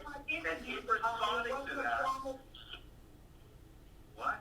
So my answer is that I didn't interview him formally. He was distressed and disturbed. And I said, make a statement like, right? When I spoke to Officer Molly, let me finish. When I spoke to Officer Molly, he said in page 4 that she wanted to harm herself. And I see. go ahead. Okay. So are you saying that in the midst of hearing Officer Marley say that Nutting told him, that she made a statement about wanting to die, and in the midst of Nutting telling you that she made a statement that he told Marley that she made a statement she didn't want to live, you concluded that they had talked about, that Mr. Nutting had told him, Officer Marley, that she wanted to kill herself? Is that what you're saying? You sort of decided independently to No, that's not what I'm saying. credit that? No, that's not what I'm saying. I'm also saying that Officer Molly, let me finish, Officer Molly told Officer Bensavinga after talking with Kyle Nutting that they're probably going to have to go and do a well-being check based on the information he got from Kyle Nutting. Well, that's interesting in a different way, but that's really not responsive to the issue. In any event, I will move on at this point. Okay. On that. So, you would agree that even if you are uncertain after speaking with Officer Marley and Officer Nutting, you would agree that Officer Marley then called Mr. Hamilton, right? That is correct. And you would agree that he related what Nutting had told him, right? That's correct. Officer Marley related that to Tyler Hamilton, and in relating that, said that, again, looking at page 2 of his report, related that Nutting had told Officer Marley that she had made a statement about wanting to die, right? Yes. Okay. And fair to say that Mr. Hamilton never said, oh, no, that's not what Nutting said, right? Because Mr. Hamilton's report is based entirely on what he heard from Nutting, right? You confused me there. Could you repeat that question? When Mr. Hamilton called into the Dalton Police Department to report this well-being check, or to ask for a well-being check, and he related to dispatcher Beth that she was saying, she said some things like she was going to kill herself. That's what he was telling dispatcher Beth, that he was saying that that's what Officer Nutting had reported to him. That's correct. But when Officer Marley called back Hamilton and said, Nutting is saying she said she wanted to die, Hamilton never disputed that, right? Never disputed it.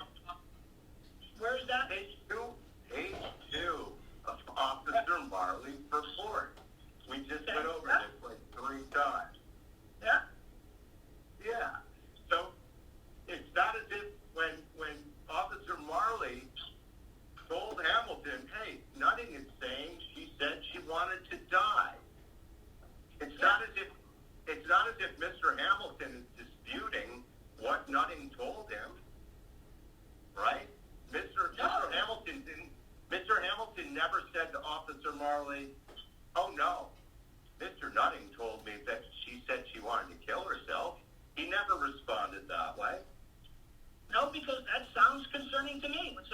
they want to die, that's concerning. Right. Yes, and I understand what's concerning to you, sir, but what we're trying to figure out here is not what's particularly concerning to you, but whether Officer Marley made the correct actions on the night in question. So I'm going to focus on, even if you don't think the language distinction between saying you're going to kill yourself versus that you want to die, even if you don't think it's a distinct difference, we're going to focus on that. Fair enough? Sure. We also have a report that she said she wanted to harm herself. So now you have Officer Nutting saying she just said she wanted to die. You have Mr. Hamilton not disputing that, right? And you have in both conversations, despite the fact that Officer Marley was now being told she just said she wanted to die, he's still asking both of them, do you want us to do a well-being check, right? In other words, let me take it one step at a time. When he calls Officer Nutting to find out what this is all about, Officer Nutting says, she made a statement, she wants to die or she's, doesn't want to live anymore. Officer Marley still said to Officer Nutting, do you want us to do a check? And Officer Nutting told him, no, right? You don't dispute That's what that. Officer reports, right? And that's what Officer Nutting reports. There's no dispute between the two of them. Are you saying you don't think that's true? No, I'm not saying that. Okay. So moving on, we now go to Officer Marley's next phone call with Mr. Hamilton. He then relates what Nutting said, that she's made a statement about wanting to die, and he asks Mr. Hamilton, despite the fact that we're no longer talking about someone who said, I'm going to kill myself, he still asks Mr. Hamilton, do you want us to do a check? And Mr. Hamilton says no, right? That's a question he asked, but he provides a lot of other information on top of that. He may have, but I'm asking you, didn't Mr. Hamilton say no? Yes, he did. Okay. So now you have Officer Marley, having heard from the boyfriend who was at the place, saying she never made a statement about killing herself.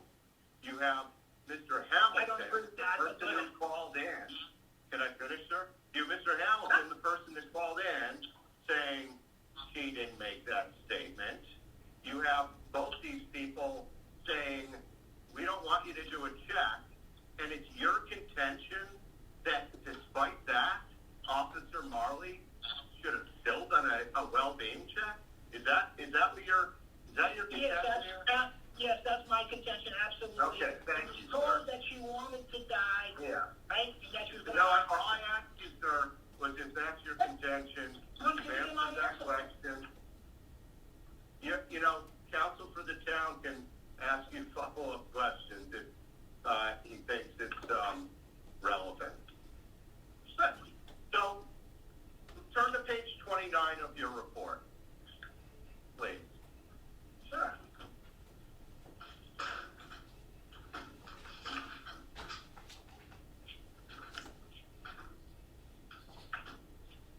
Yes, sir. Okay.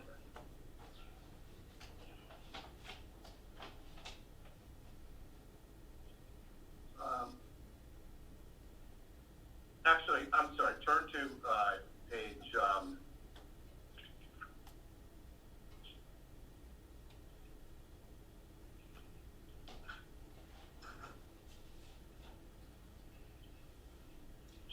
page 23.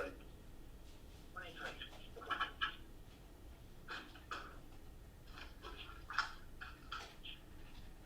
Yes, sir. Okay. You in the second paragraph, you say, it is illuminating that before Officer Marley made any calls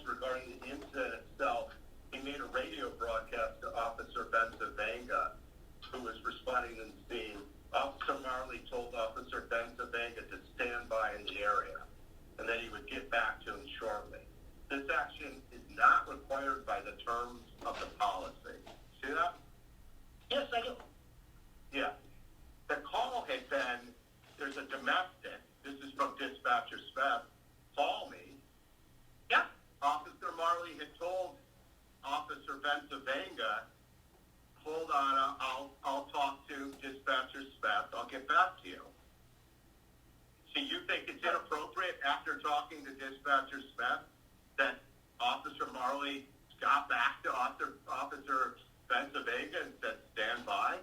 Is there, your suggestion is that done inappropriate? Want my answer? Yeah. Officer Do you Molly, think that- the dispatcher clause says to call me, I have additional information.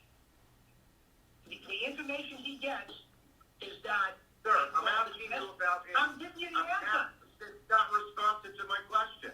My question It is, is. you don't think it's appropriate after Officer Marley gets the information from SPAC to tell Officer Pennsylvania to stand by? No, because it was a well-being check, and it was a domestic, and it should have been an immediate response. And there was no reason to stop him from going. So yes, question is, I feel it's inappropriate. On page 24, Yes, sir.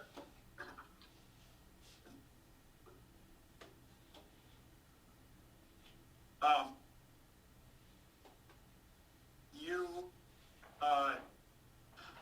repeatedly in the first full paragraph, you say that his fiance, during the officer, you see where it says Officer Marley reported that it's nutting fact, it's referring to nutting, did in fact disclose to him during their conversation that his fiance had informed him she threatened to kill herself. See Is that, sir? Page 24. Yeah. Okay. In the first full paragraph that begins, this call was not made on a recorded line. Yeah, okay. Okay. Says, when I questioned Officer Marley about this call during our interview, Officer Marley reported that, this is Officer Nutting, did in fact disclose to him during their conversation that his fiance had informed him she threatened to kill herself. You don't have any reason to believe that's true, right? That's my interpretation of doing harm to myself, wanting to die. Yes. Oh, okay. That's the same thing. I forgot. Thank you. So, where you referred throughout your report that she threatened to harm herself, that is your sort of shorthand for her statement that she wanted to die? Yes. That, And the okay. fact that Very good. Hamilton reported that on the original call. Right. And that was based on his inaccurate reporting of what Nutting said, right? I don't know if it's inaccurate. You're saying it's inaccurate. No, Nutting said it's inaccurate. Marley said it's inaccurate. Hamilton didn't object to it when Marley said, this is what Nutting is saying. Okay.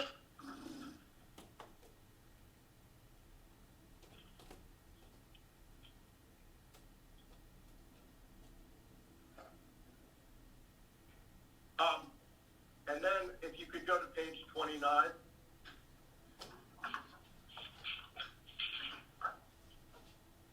Yes, sir. Towards the bottom, Yep. where it begins, Officer Marley continued his conversation.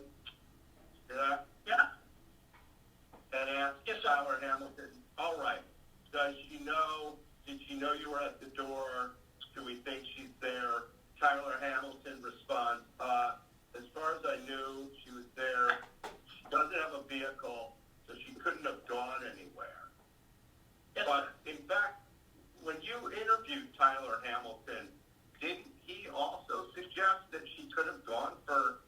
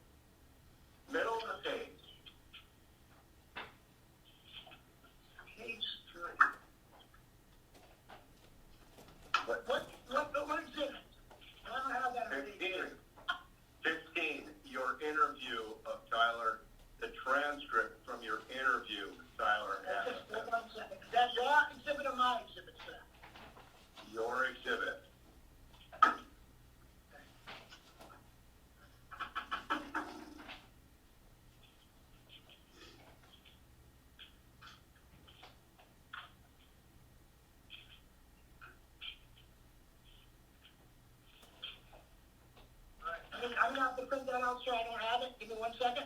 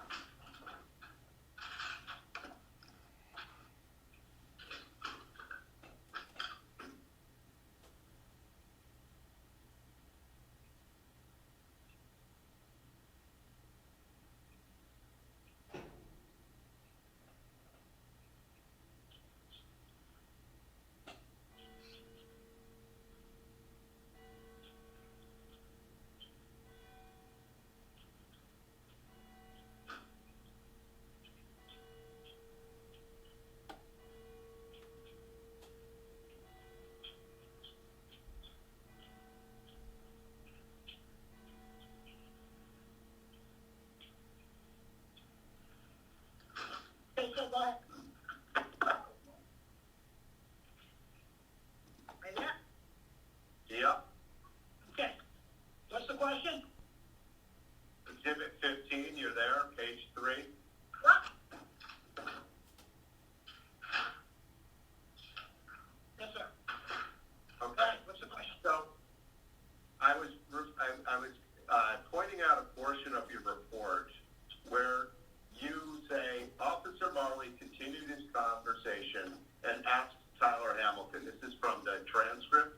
All right. Yep. Did she know you were at the door?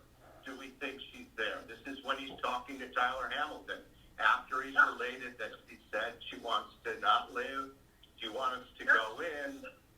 And Tyler Hamilton responds, as far as I knew, she was there. She doesn't have a vehicle, so she couldn't have gone anywhere. And then in your report you say, this is also critical information, which would lead a reasonable police officer under the same circumstances to be alerted that there existed a need for an emergency response to this address. Isn't it the case that Tyler Hamilton himself said she could have been all sorts of places? She could have been gone for a walk. She could have gone out. Didn't he tell you that? He told me that, but that's not the information he relayed to Officer Molly. Right, and you're making a claim that him saying that somehow is critical information. So you're saying It is. that It is. based on the fact that she didn't have a vehicle, Officer Marley should have. Well, let's first look at what Tyler Hamilton said. He said, and this is on page 3 of your interview. He's talking about, he went there with 3 other people, knocked on the door, and it says, so this is about a third of the way down. You say, so all 4 of yous went to the apartment. Hamilton, yeah. You, okay. Hamilton, me, Colleen, Kevin, and Alyssa. You, okay. And we were knocking on the door. She wasn't answering. We figured she went out for a walk, or she just didn't want to talk to anybody. Wanted to be left alone. And so, although Tyler Hamilton did not think that her answering the door necessarily meant anything significant, you thought that Officer Marley should have taken that, as a critical piece of information that would require the need for an emergency response? Is that your claim? Yes, my claim is yes. Based on all the information he had, I interviewed him 3 months after the fact. The conversation he has with Officer John Marley is that she couldn't have gone anywhere, right? She didn't have a vehicle. And based on that and the fact that she had made statements and there was a domestic argument, yes, that's the only option. At the time of the incident, that's the information that Officer John Marley had. The information I got from him is 3-4 months after the fact. Okay. So you're saying it's inaccurate? I'm saying what he says there was what he said to Officer Marley, and that's the information he had at the time he made the decisions. And that's what we're going on. Okay. And so he should just take Tyler Hamilton's word that she couldn't have gone anywhere?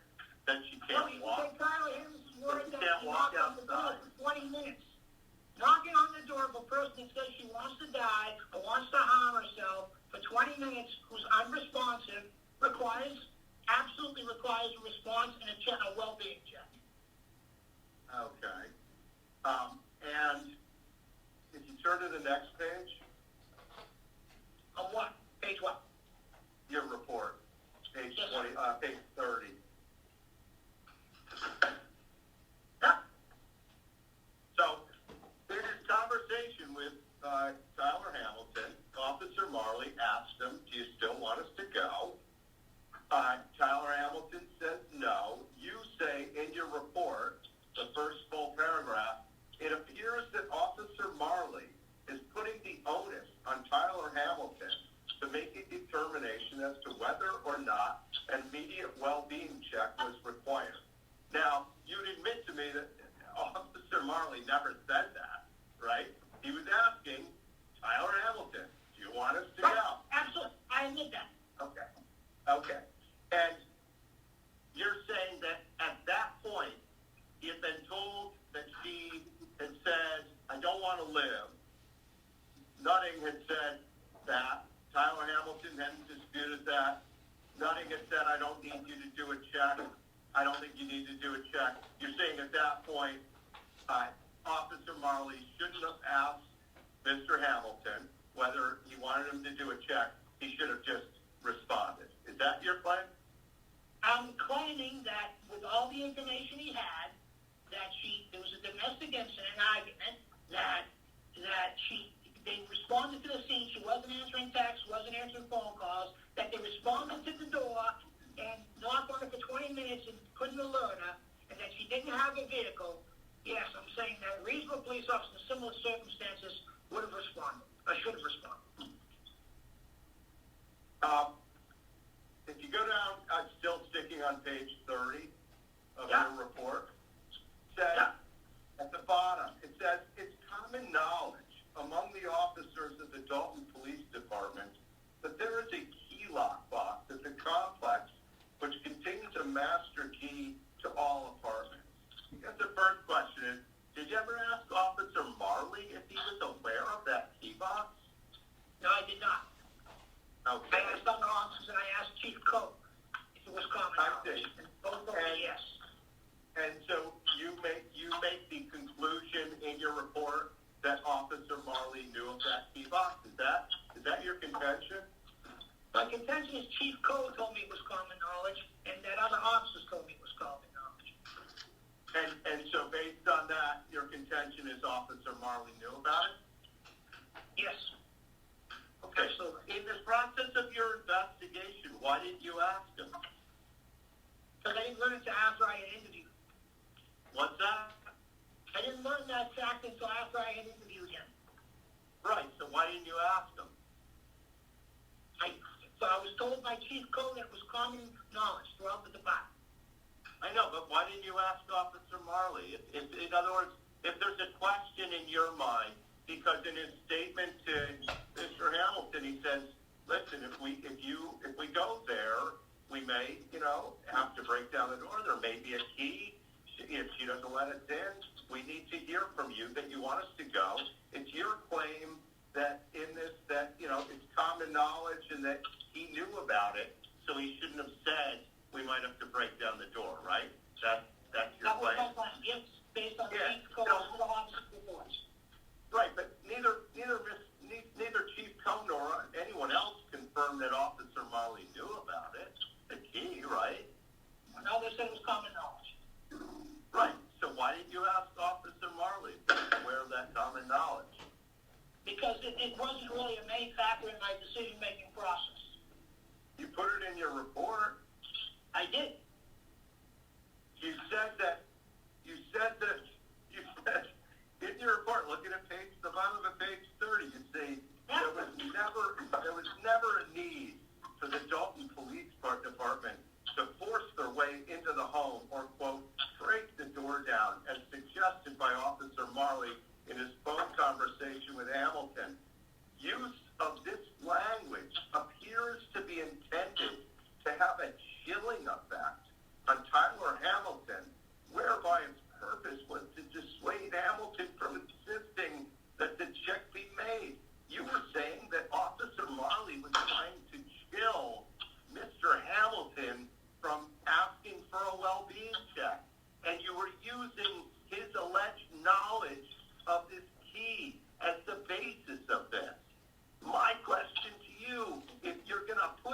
report and make that kind of claim, don't you think as an investigator, you should at least ask Officer Marley if he knew about the key?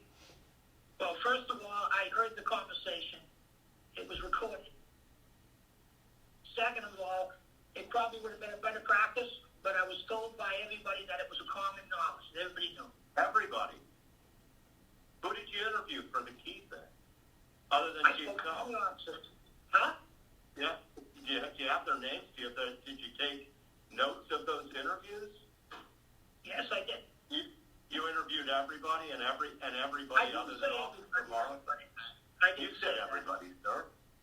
You No, said I everybody said in the I department. spoke to about that incident. Did they know about it? Yes, and they told me. How they many did. people?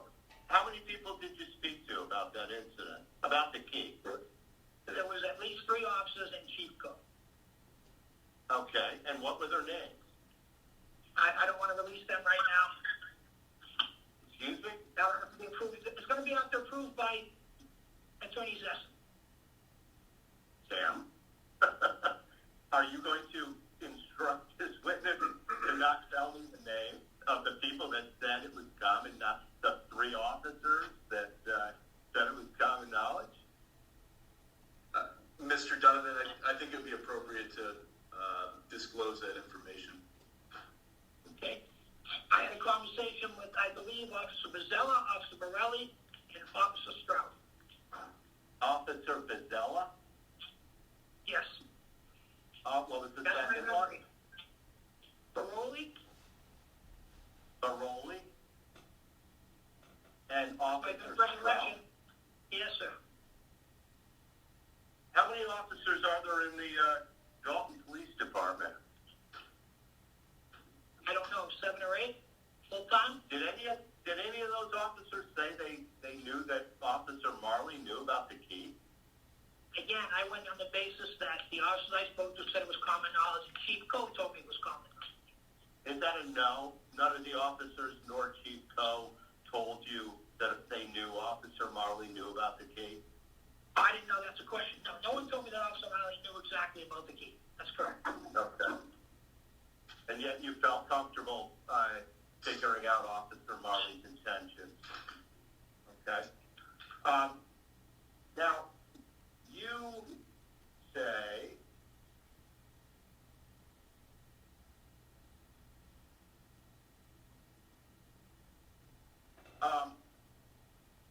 go to page 32. Yes, sir. The paragraph that begins, this response by Officer Marley. By the way, you do know you misspelled Officer Marley's. Never mind. In any event, you say this response by Officer Marley was wholly unacceptable and a blatant violation of the training and education provided to police officers in Massachusetts regarding responses to domestic violence incidents. So I guess I need to now figure out exactly how you're characterizing this call. I understand that you have a very broad definition of what a domestic call is.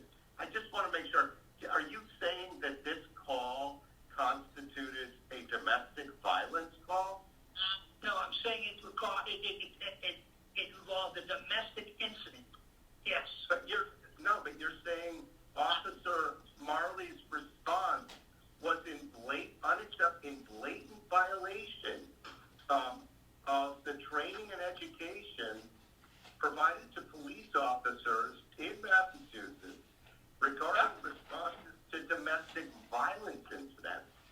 Are you saying that Officer Marley should have used the training around domestic violence incidents, even though this wasn't a domestic violence call? He should have somehow used that training to then respond. Is that your claim?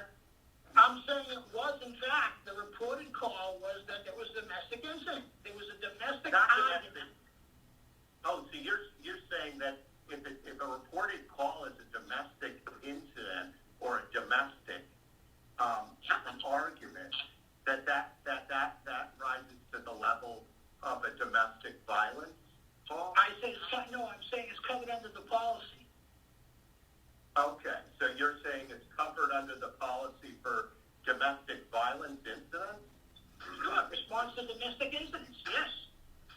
Okay, so that you're saying that this call should have been responded to as if it was a domestic violence incident. Is that right? I'm saying it was put out as a domestic originally. The original response should have gone out. When they got more information, it was both a domestic argument and a well-being check. It was both of those things. Yeah, I know, but I guess I'm just I'm still very confused as to how Officer Marley should know that he should apply the training and education relating to domestic violence incidents to this situation where you've agreed with me and the report shows there was no one ever claiming any domestic violence. Not violence, but it was a domestic argument. It comes under the same protocol of a response. Huh, okay. And then you say at the bottom of page 32, Officer Marley's decision to approve Nutting's return to the scene to check on his girlfriend was an incompetent one, and then given that one, Nutting was the participant in the domestic argument which involved accusations of infidelity. And two, Officer Marley was aware that his girlfriend had threatened to harm herself. That's actually not true, right? At that point, Officer Marley was aware that she had said she wanted to die or she didn't want to live. He had actually been told she had never said she wanted to harm herself. That's not the reports that came in. The reports came in that she wanted to kill herself, she wanted to die, she wanted to harm herself. Right. He reported that on page 3 of his interview. And when he talks to the individuals that were the source of the report, they don't confirm that, correct? They don't confirm what? That she said she wanted to harm herself? That she threatened to harm herself. Yeah. I disagree They with never that. confirm that.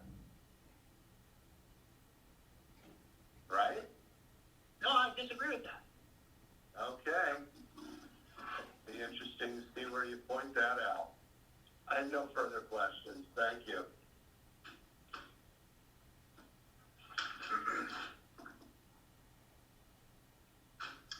All right, Mr. Donovan, is everyone okay on the call?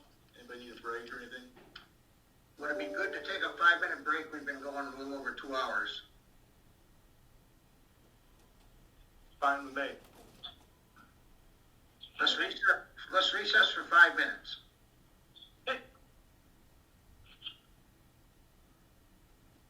I'm going to mute all lines, so make sure you unmute yourself when you return.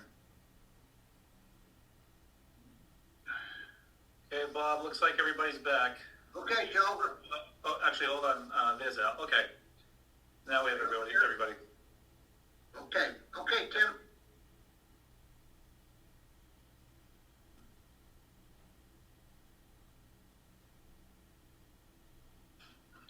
Tim, you still on? Yep. All right, everybody there? Yep. All right, Mr. Donovan, just a few follow-up questions here. I want to make sure your testimony is clear for the board. I want to focus on the conversation that took place between dispatcher Speth and Officer Marley at approximately 6:18. You had an opportunity to interview Mr. Speth, correct?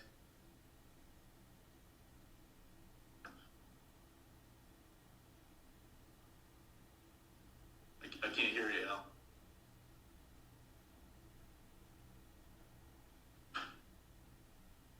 Can you hear me? Yep. Okay.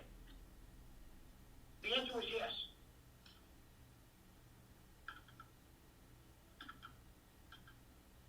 And when you interviewed dispatcher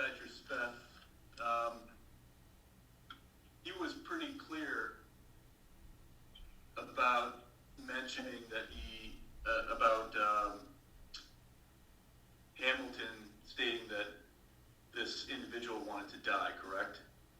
That's correct. I want you to look at exhibit number 16 to your report. Okay. Yes, sir. And page 2 of that. Yes, sir. And it was reported as a verbal domestic, right? And then you asked that she had said something about wanting to die. And then he says, yep, yes. Am I correct? That's your memory. And you say yes. And Beth says yes. Yes, sir. Was, in your opinion, Mr. Donovan, was there any confusion as to what Mr. Speth communicated to Officer Marley during that conversation? No, there wasn't. They both concurred that he said that there was a domestic argument where she accused him of infidelity and cheating on her, and that she said that she wanted to do harm to herself or die, whatever you want to call it, and that there was a concern. They involved a domestic argument over infidelity, which is certainly an emotional time. And second, that she made a statement, something to the effect that she wanted to die, was going to kill herself or do harm to herself. And he specifically said, I asked him about die, and he said yes. Yep. So, fair to say that Officer Marley at that point had a decision to make. He could have debated with Speth and Hamilton and Benzavenga about what this person's real intent was, or he could have had Benzavenga drive to the location, correct?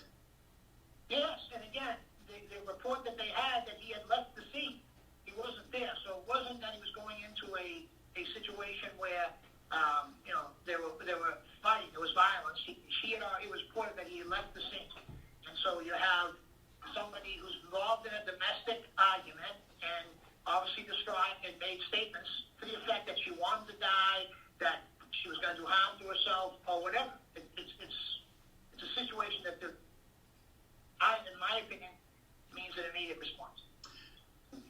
Based on the information that you gathered during the investigation, what was the worst thing that could have happened if Marley told Benzavenga just to go knock on their door? Again, the fact was what happened with when he had already done that was that she didn't answer the door, and then they were going to have to make an evaluation and decision of what to do from there. But they never got a chance to do that, did they? They never responded. That's correct. Do you think, Mr. Donovan, do you think the officers involved here, Mr. Hamilton, Officer Nutting, do you think they had esoteric discussions about the meaning of this female's statements about not wanting to live or wanting to die? Do you think those conversations ever took place? No, I do not. I think they concerned that she was going to do harm to herself. Certainly, that's why Kyle Nutting called his friend to go check on her, and that's why he called the police officer, and that's why he called 911, or not called 911, he called the police station to ask for a well-being check.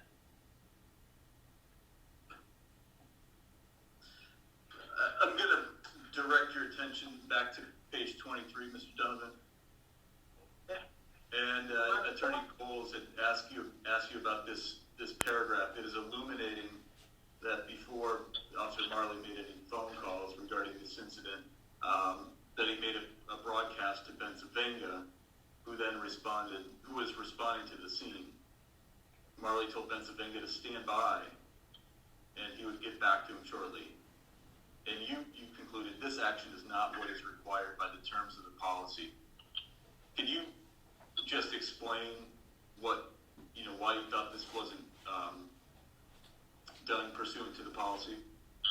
Well, the only rationalizing yet is that he said that he wanted to make further inquiries. I understand that, but the fact that a police officer was involved, I think somehow, my opinion is that somehow made a difference. Do you think it would have been possible for Pennsylvania to go to the scene, and then Marley's concurrently at the same time make these follow-up calls. Yeah, absolutely. Did Marley explain to you why he didn't do that? Because he said he wanted to get more information. He said that the dispatcher appeared to be confused, and he had had incidents with him before, that where he had to double check the information.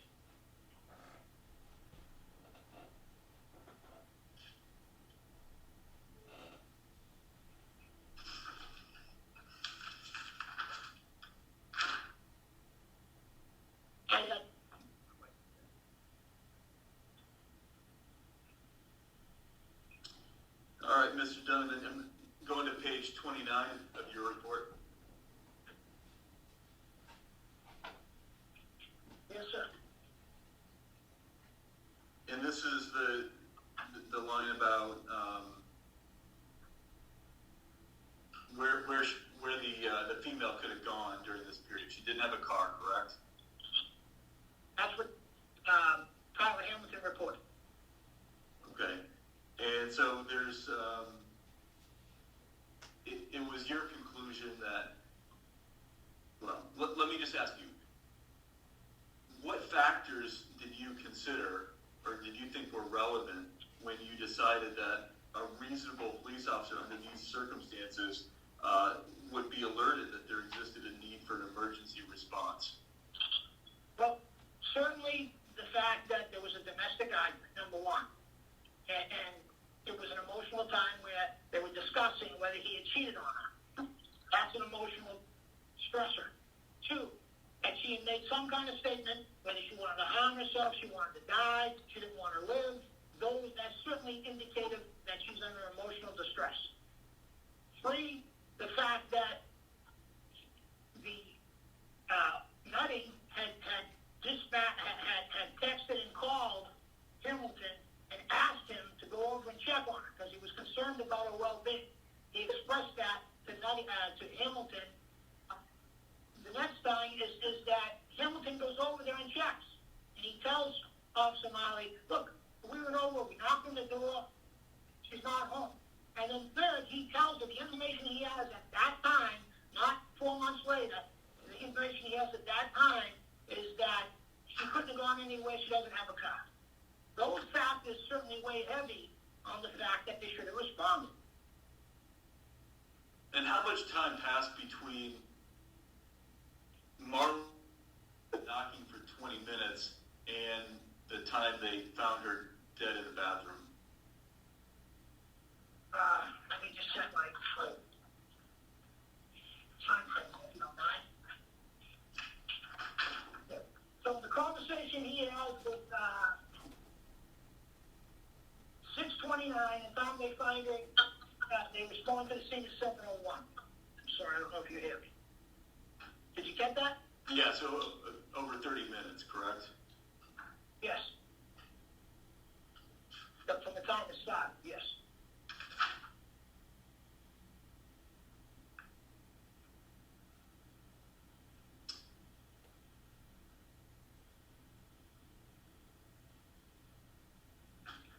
Attorney Coles asked you several questions about whether this was properly classified as a domestic violence incident. Is it fair to say, Mr. Donovan, that there's a spectrum of incidents that involve domestic disputes? Absolutely. And what is that spectrum? The spectrum is, there's certain things, is there a relationship? Is there a familial relationship? Certainly, fiancé is one of those things that's involved in a domestic. And certainly an argument that could escalate into something else. Can there be in your opinion, Mr. Donovan, can there be a call for a domestic, quote unquote, that involves a situation where two individuals in a relationship are having a verbal discussion that rises to a volume that that forces or leads somebody to make a call to the police, Yes, certainly. even though it doesn't involve an allegation of physical violence. Yes. And in your opinion, is that what happened here? Certainly the call came in for that and the fact that she made some indication that she didn't want to live or that she wanted to harm herself, but those were the two calls that came in. Yes, it's concerning. Do you think it made any difference whatsoever here whether dispatcher Speth classified this as a domestic or a well-being check? He classified it as both. He originally gave it out as domestic because he didn't want to put out, his response was he didn't want to put it out over the air that it involved the police officer. So he had them call in. That was the purpose, to tell them that it was a well-being check, and I think both of those required a response. Do you think dispatcher Speth, between his initial dispatch of the call and his discussion with Officer Marley a minute later, do you believe he accurately communicated the situation to Officer Marley? I think he described what the call was. He may have screwed up the numbers, but he certainly, he purposely and intentionally put out as domestic and had them call. That was what he told me. Do you, based on your interviews and the review of the calls, do you think he properly communicated the urgency of the situation? Yes, I do. And why do you think that? Because he put it out as domestic, he had them call him, and when he came there, he relayed the fact that this was a domestic argument over infidelity to the Officer Marley. He told them that she had made some kind of statement regarding she wanted to die and wanted to do harm to herself. Those are key bullets and key points that require a response. All right, Mr. Donovan, I don't have any further questions. Terry, do you have any follow-up? No, I don't have any further questions of Mr. Donovan. Okay. All right. You want me to, am I free to leave now? Yeah, well, let me ask you this. Do any members of the board have questions for Mr. Donovan? I'm good.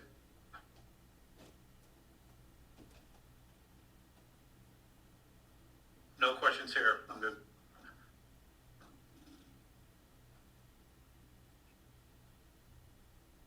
Anybody else? Well, I'd like to ask a question. Go ahead, John. Okay, can anyone that's involved in this call, be it a lawyer, investigator, police officer, recording secretary, tell this board what the time of death was for Ms. Hayes? I cannot, sir. Please do. No, I said I cannot. I don't have that information. Okay. Does anyone have that information? I do not, sir. Negative, John. I think that's vital to this hearing, Ed. Seems to me to be paramount, but... I don't think so. This is Edward. I don't really think so because they didn't know what was really going on, but it just sounds like they should have investigated what was going on. But there was enough information for me to hear that they needed to take action. Whether or not they took action made a difference in the outcome of whether she would live or not, I don't know that. But I'm just saying, based on the fact that what I've heard and what I've read, they needed to respond right away to that address. I'm not debating that, Ed. I just asked a question. Does anybody have the time of death? But I'm saying, I don't think that makes any difference about... You didn't say that later, I guess. Hey, I'm done. Okay, John, I would just ask the question, what would be the relevance of the time of death? Just kind of curious of your thought there. Well, I think it's an important thing. Excuse me, in an investigation there of untimely death. Excuse me. That's just part of the general information, time of death. Maybe I'm watching too much Law and Order. I don't know. I'm sure we could probably get that from the coroner's report or something there if it's relevant to bring it back to this group. It may not be relevant to you, Joe, but I think it's a good piece of information that we would like to have. It's a piece of In information. other cases, in other parts of it, it could be relevant, but whether or not Officer Marley acted correctly, that I don't think is exactly relevant to the decision about whether or not he acted properly and not responding to the call right away. Yeah, I agree with that, Ed. I agree. We've heard a lot about timetables, continually, repeatedly. This happened at 6:20, this happened at 7:20. Never does it mention the time of death. I think it's just a part of information, as much a part of the information in this process as all these other facts and figures that we've been presented with. John, in my opinion, it doesn't really have the impact that he should have responded right away. I mean, it could very well have possibly saved it, but nobody knows that. But what we're debating here is whether he acted in a timely manner or didn't act in a timely manner. I agree, Bob. Thank you. I Okay. have the opportunity to ask my question. Okay. So, Mr. Chairman, I don't have any further witnesses that I'd like to present right now. It's your call, and I believe Attorney Coles has at least one witness that he plans to call. We can obviously go forward right now, or put it on hold. It's up to you guys. I'd like to go forward. I have two witnesses. Okay. And I'd also like, Tim, you had a opportunity to give a statement, opening statement. I'd like to be afforded the same opportunity. Yeah, sure. Okay. So we'll go forward. Yes, go forward, Mr. Coley, the first witness. Thank you. So I think the first point I'd like to make is that, this all started way back when with an anonymous complaint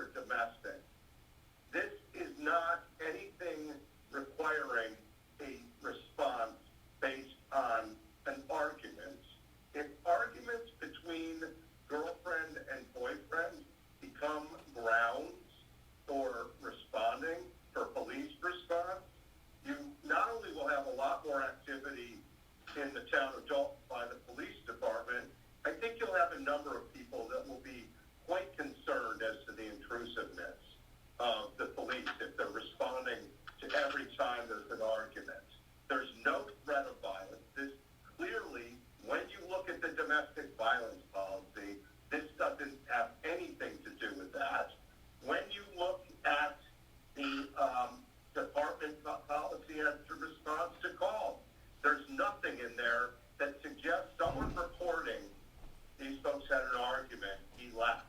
If that's all it is, that is not adequate reasonable ground for police to respond, despite Chief Donovan's understanding of proper police work, shall we say.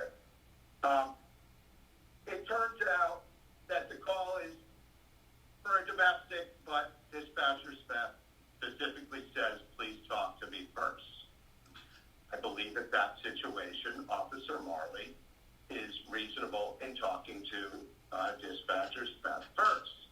What he learns is that it has nothing to do with a domestic, that there's a third party, not the party in question, but a third party who's reporting what another party told him about the woman and an alleged threatening to harm herself. You will hear from both Officer Marley and Sergeant Furlong that the Dalton Police Department gets calls for well-being checks all the time. You will hear that it is standard practice in the department to determine whether a call for a well-being check is a valid call. You will hear that there have been numerous calls over the years, frequent calls over the years, where people will call in requesting a well-being check, and it turns out that no well-being check is needed and no well-being check is done. For what reasons do those occur? There's harassment. There are, as you'll hear from them, there are all sorts of times when people call the police asking them to check on someone else simply for the purpose of harassing that other person. Those calls do not get responded to. There are calls that when the police officers talk to the person making the domestic, the well-being call, it turns out that there really isn't grounds for making a well-being check.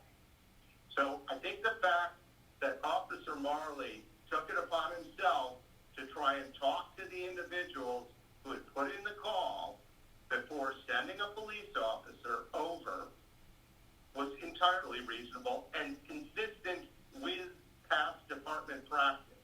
If the town wants to change that practice, fine. Instruct the police department to do so. But that is not what's been happening over the last 25 years. And you can't fault Officer Marley for taking the steps he did, which are consistent with that practice. And what did he do here? It's undisputed that he tried to call the person that had called in, Tyler Hamilton. He first got the wrong number from dispatcher Speth one time. He came back, got a second wrong number from dispatcher Speth. Took it upon himself, knowing that there was some Peru police officer out there who he does not know, and there's no suggestion that he knows Officer Nutting, but he does know the chief. Took it upon himself to call the chief, to go to the source, the person that had told Tyler Hamilton that allegedly that she was making a threat to kill herself. He is successful in contacting Kyle Nutting. In that conversation, Kyle Nutting tells him that no such statement from the woman was made about hurting herself. Rather, she wants to die. Well, if you want the Dalton Police Department to start responding to every call where someone says they don't want to live or they want to die, I suggest to you the number of calls will increase and there will be complaints. And that is not standard practice.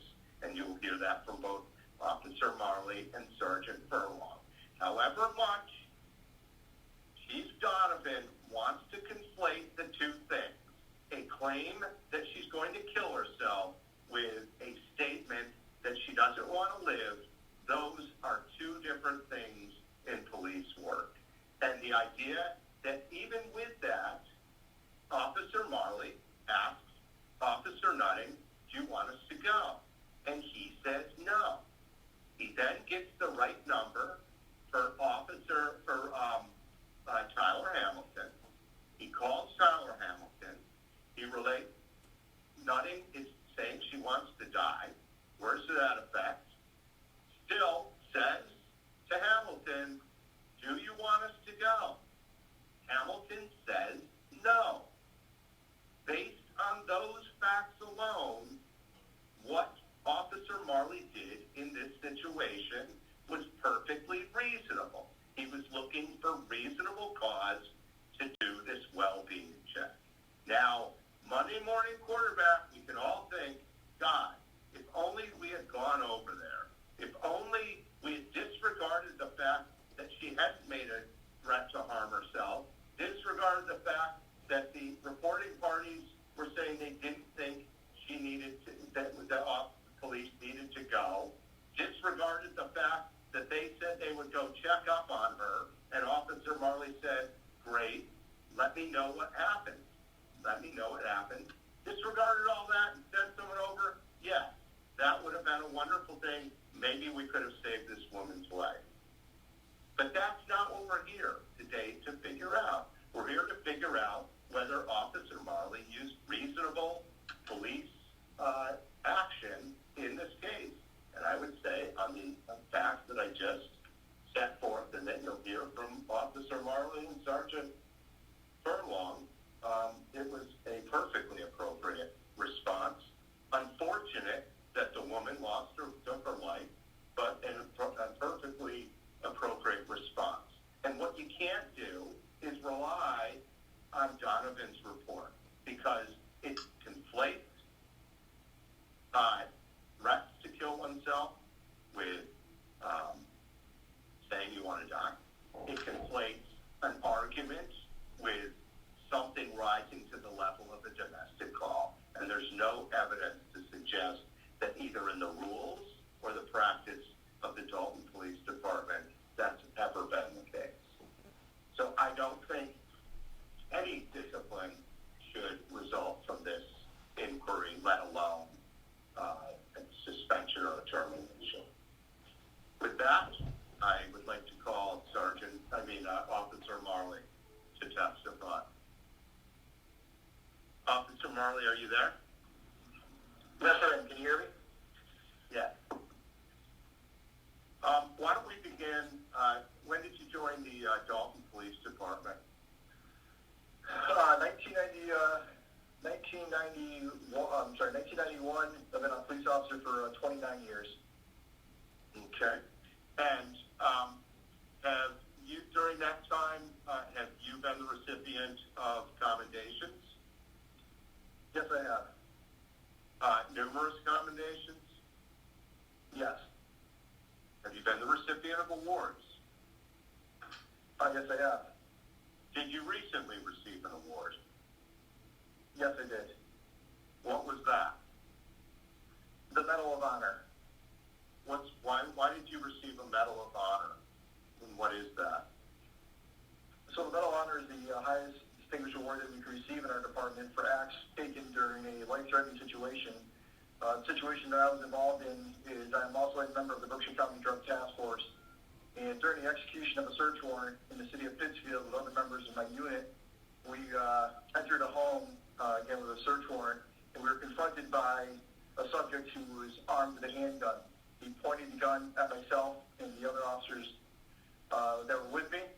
I was in front with another officer. We took appropriate police action, and because of those actions, we were able to protect not only the officers there, that no one else was harmed during the event in the final apprehension of the subject for that. So due to those actions, I was given that Medal of Honor. Okay, and as I said to the board, we will provide you with a thick stack of commendations and awards, hopefully tomorrow. I'll be able to scan them for you to review. Have you received performance reviews while you've been on the Dalton Police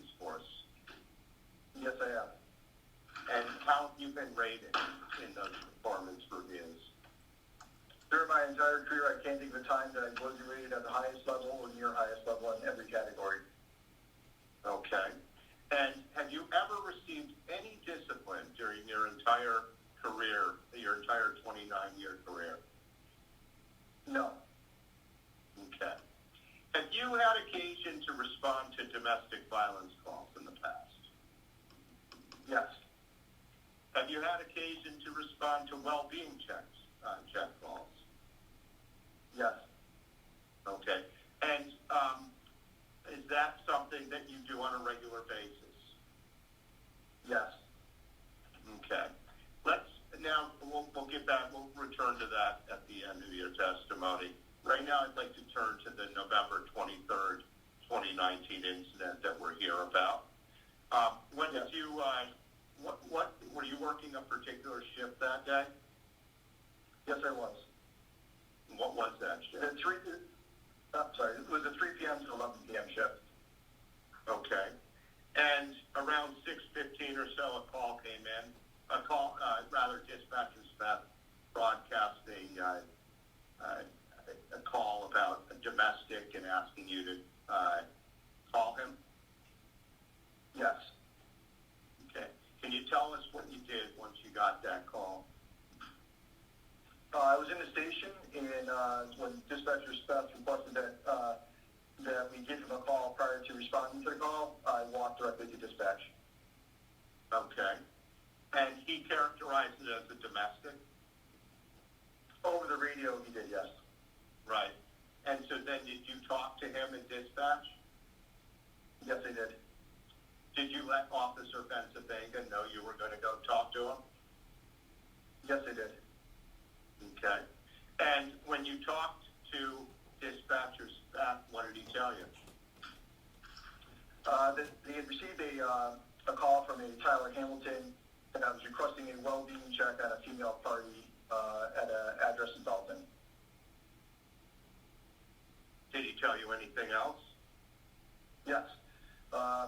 He told me that Mr. Hamilton requested a well-being check on a female party at North Street due to an argument that she had with her boyfriend, and that somewhere during this argument she made statements of wanting to hurt herself.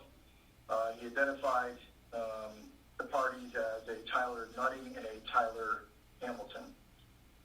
And he also told me that Nutting, who's the party that was involved with the female party, was a police officer in Peru, and that he was not at the scene. Okay. And anything else he told you? Yeah, he provided me some phone numbers for the calling party. I'm sorry, a phone number for the calling party. For Mr. Hamilton? Yes. And what did you do as a result of, what did you say to dispatchers staff, if anything? I question the fact that both parties had the same first name of Tyler. It just seemed like an oddity to me, and he had told me that that's what he was told. Okay. And, in fact, Mr. Nutting's first name is not Tyler? No, it's Kyle. And I would note for the board that in the call that came in, Mr. Hamilton never referred to Mr. Nutting's first name as Tyler. In any event, that's in the transcript of the call. What did you do next? Well, I was initially somewhat confused by his dispatch. It's not normal for us to receive a dispatch for a domestic, but to require us to give them a call before we respond. And then when I walked in and talked to dispatcher Speth, he's now telling me it's a well-being check. These are, in my mind, quite two different things. So I was a little bit confused by what the nature of this call was.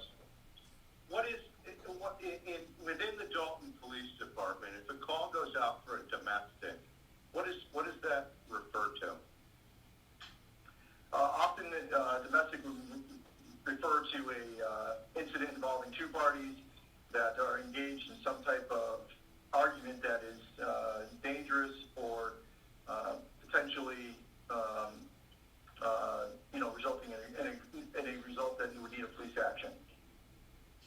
was there anything in what dispatcher spec related to you from the call that suggested that this was a domestic call? No. Okay. And, but he had then characterized it as a well-being check. And, what did you do next? I went to contact. Well, first, I'm sorry. I radioed Officer Benzavanga to stand by while I gathered what type of call this was to assess if this is what the actual call we were going to, and I attempted to contact Hamilton.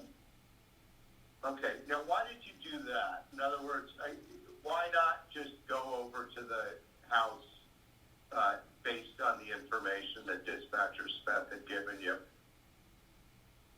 Well, first of all, he categorized it firstly that it was a domestic, and in conversation it was not a domestic, that it was a well-being check, and that that those two elements in past history of these incidents being called into the department where well-being checks are often used to harass or intimidate others, this started to remind me quickly of these types of incidents where we have this misinformation or potential misinformation given to dispatch and trying to assess what was going on. So you've had experience where someone calls in asking the police to do a well-being check, and it turns out to be a situation where the person calling in is trying to harass another person? Yes. Okay. We'll return to that. Okay, we'll return to that after we finish going through this incident.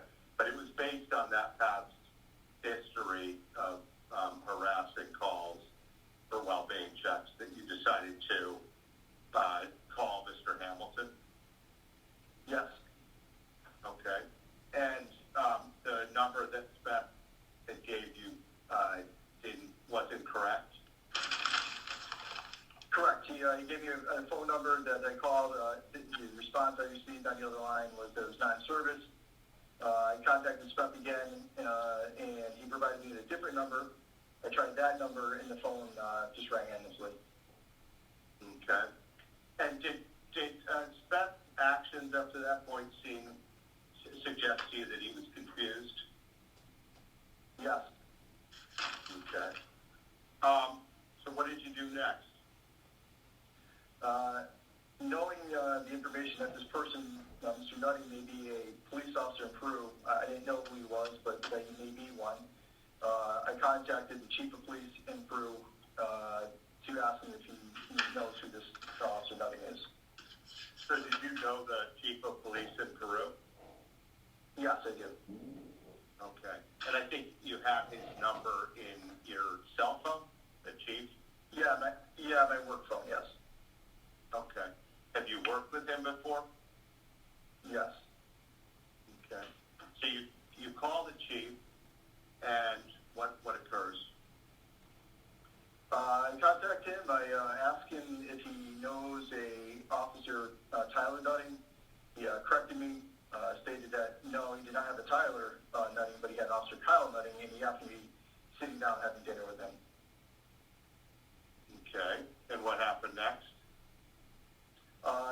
Chief asked if I'd like to speak with him. I told him I would, and he handed the phone to Nutting. Okay. And you then spoke with Kyle Nutting? Yes, I did. And what was said in your conversation with him? That he and his fiance had a verbal argument.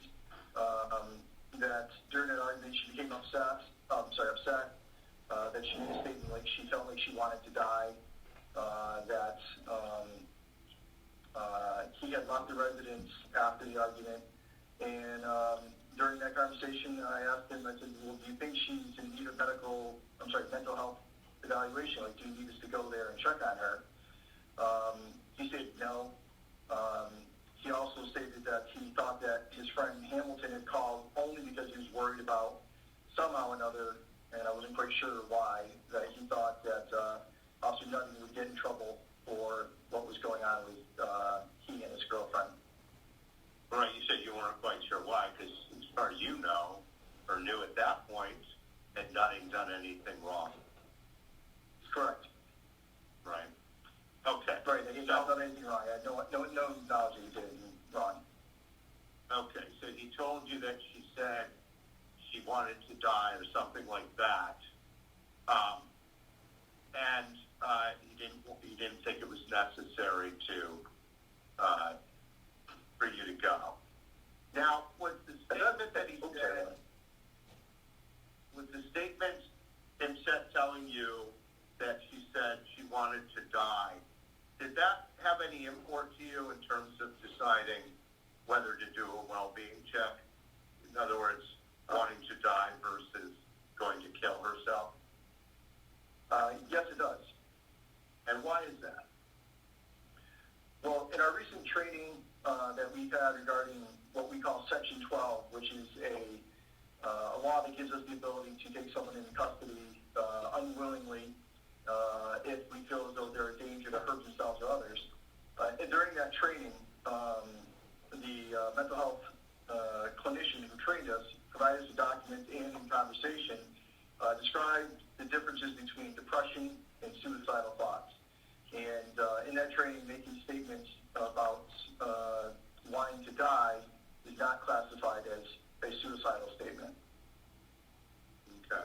And that's the other exhibit I will provide the board with your training record and the piece of information that was handed out.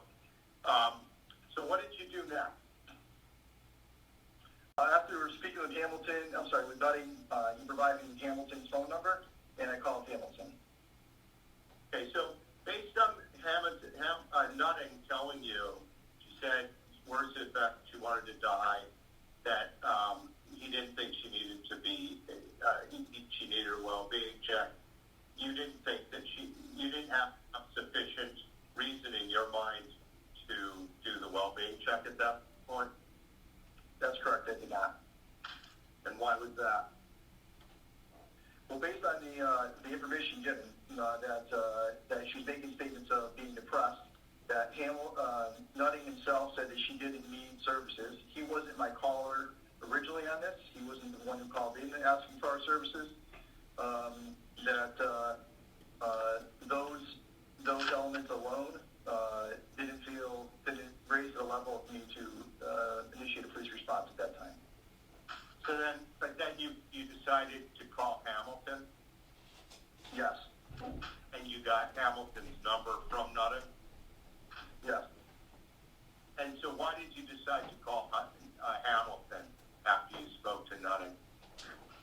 Well, I wanted to do my due diligence to investigate this call, what the nature of this call was, and Hamilton was my actual caller, so I wanted to verify what he had to say and make sure that I was getting proper and consistent information. Okay. Now, Hamilton had only reported allegedly what Nutting had said, right? In other words, you didn't have any knowledge that Hamilton had heard her say anything directly. No, correct. Right, yeah. Nutting implied that all the information he had obtained was from, that Hamilton implied all the information he received was from Nutting. Okay. So were you able to reach Hamilton?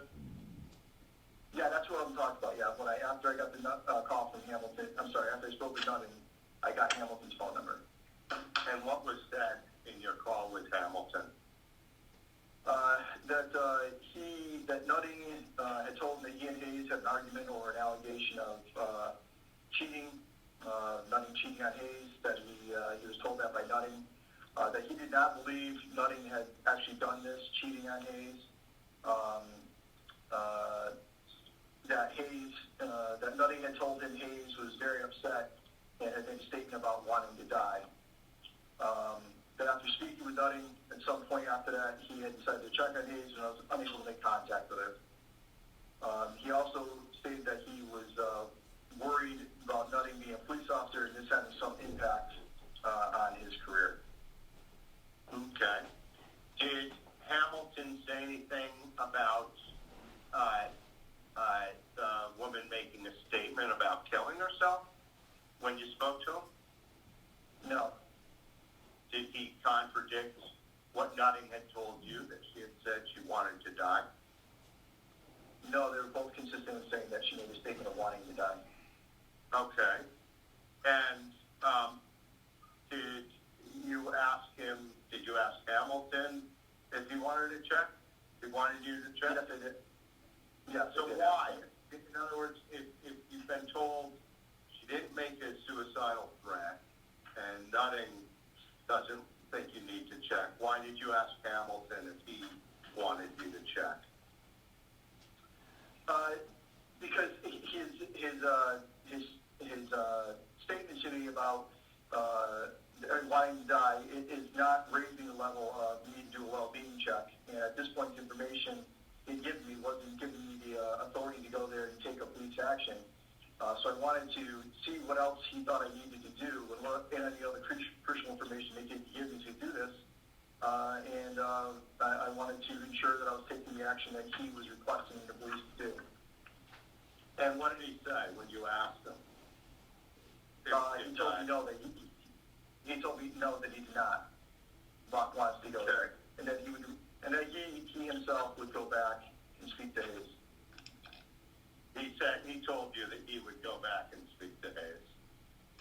Yes, and I asked him to make sure he contact us so that, out of concern, to make sure he would contact us and let us know either way what the update was.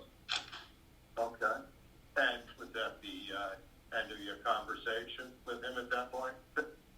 At that point, yes. He did call back a short time later and let me know he was going on his way to the residence, and I had spoken to Nutting, and he also was going.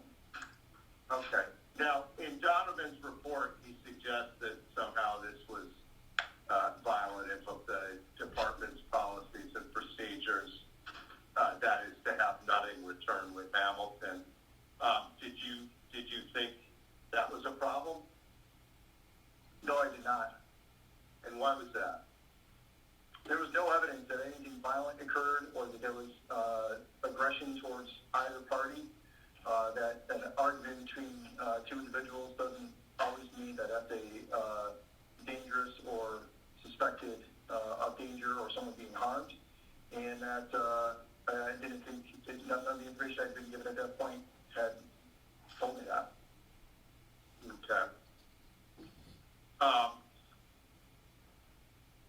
And that was the last interaction you had with them, the last interaction around this woman until the call came in that she had committed suicide? Yes. Okay. So let me turn your attention to Donovan's report. Okay. If you could go to page 10.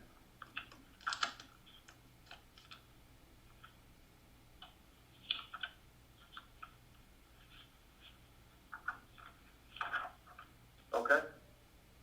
There's in the first full paragraph, it says in 2002, and it goes on to talk about the policy on domestic violence. And Donovan's report refers to domestic violence throughout this. Was there any information that you received or that you're aware of in this entire incident that suggested domestic violence? No. Okay. If you could go to page 18.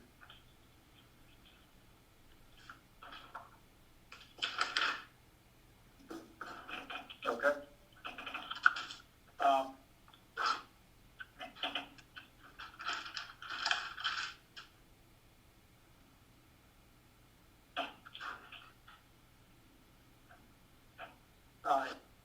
Actually, it's right. Go to page 21. Sorry about that. Okay.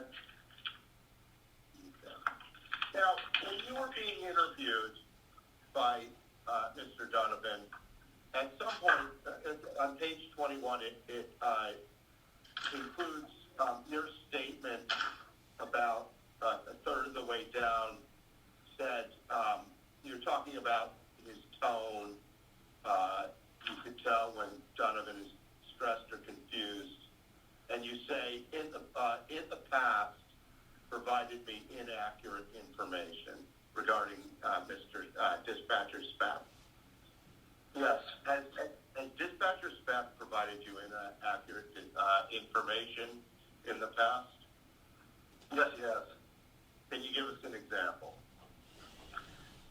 Yes, I can. We had a call response to the Dalton Citgo for a past motor vehicle accident, which resulted in an investigation of the driver who crashed to be under the influence of suspected narcotics.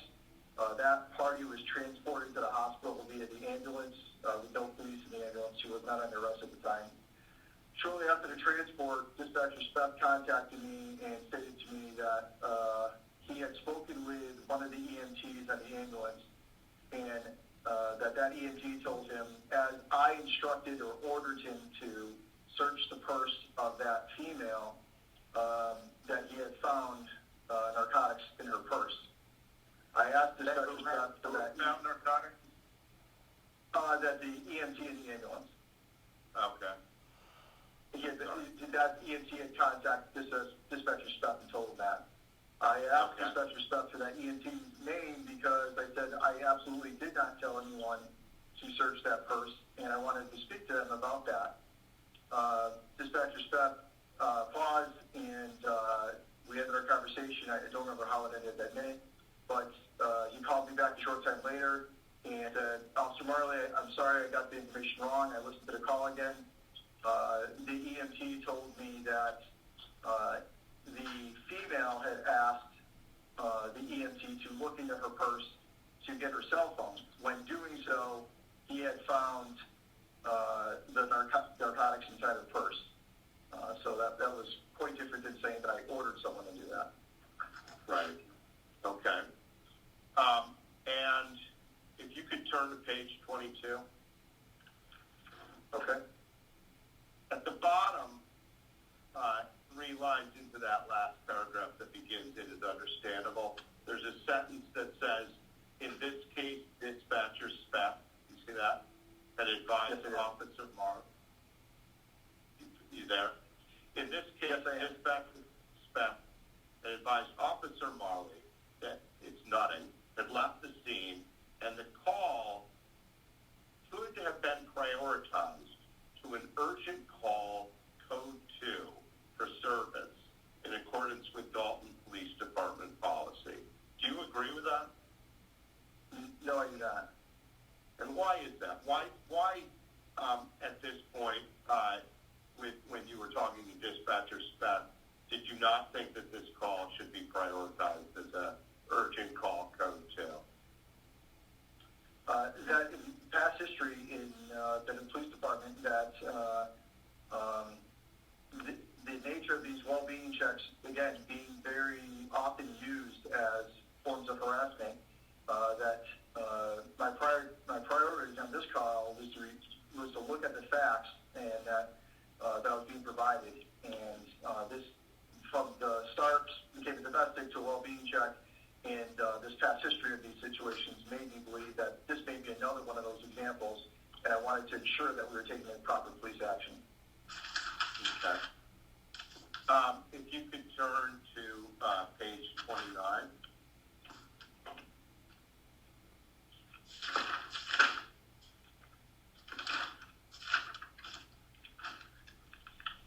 Okay. The second full paragraph says, based on the fact. You see that?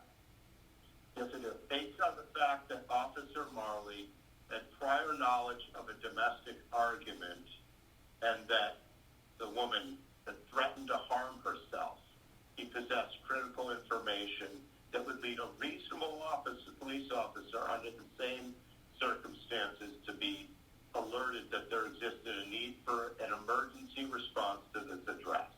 Is that an accurate statement? No, it is not. Why? Well, if I'm reading again, based on the fact that Officer Marley had prior knowledge of domestic argument that female had threatened herself to harm herself, that was not the case. She had not threatened to harm herself. She had made statements about wanting to die, and that's different. That alone is no longer a statement of suicide, and that two people having an argument isn't always a domestic. Okay, and would it without that, is there a necessary emergency response? In other without words, those other critical, right, go ahead, sir. okay. If you ask the question again, I stepped on you a little bit. Yeah, sure. In other words, since she had not threatened to harm herself, did this rise to the level of needing an emergency response? No, it did not. Okay. Then farther down that same page, at the bottom, he says regarding that she didn't have a vehicle and she hadn't answered the door.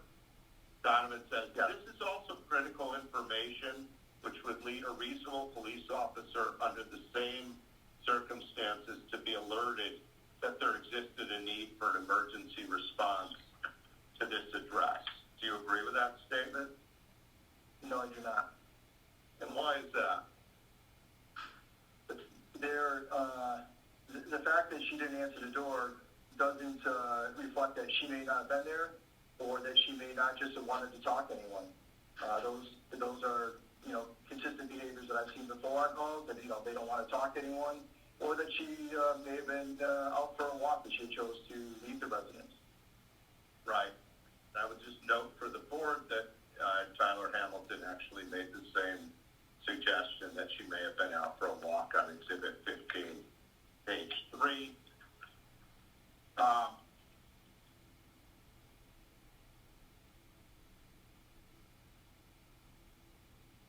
On page 30 of Mr. Donovan's report, says in the first, or the paragraph in the middle, it appears that Officer Marley is putting the onus on Tyler Hamilton to make a determination as to whether or not an immediate well-being check was required. By telling him, quote, we need someone to tell us that's what they're asking us to do, he seems to be asking Hamilton to either double down and insist that the check be made, or alternatively, retract his initial request for a well-being check of the woman. Were you trying to put the onus on Mr. Hamilton to make a determination as to whether a well-being check was required? Absolutely not. And so this is the conversation you had with him after you spoke with Mr. Nutting. What were you asking him? I was trying to gauge what he was, the seriousness of what he was reporting to me. At that time, it was now only a person making statements of depression and not suicide. So I was looking for other factors that would raise the level to justify a police response and further police action. And in asking him if he wanted you to make a check, was that contrary to Dalton Police Department policy? No. Okay. Is it consistent with that policy? Yes, it is. Okay.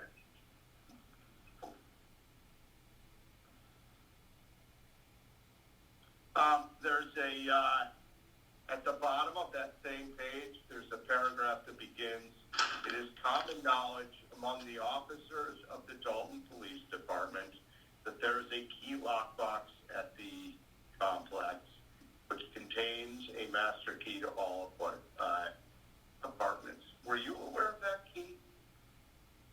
No, I was not. Okay.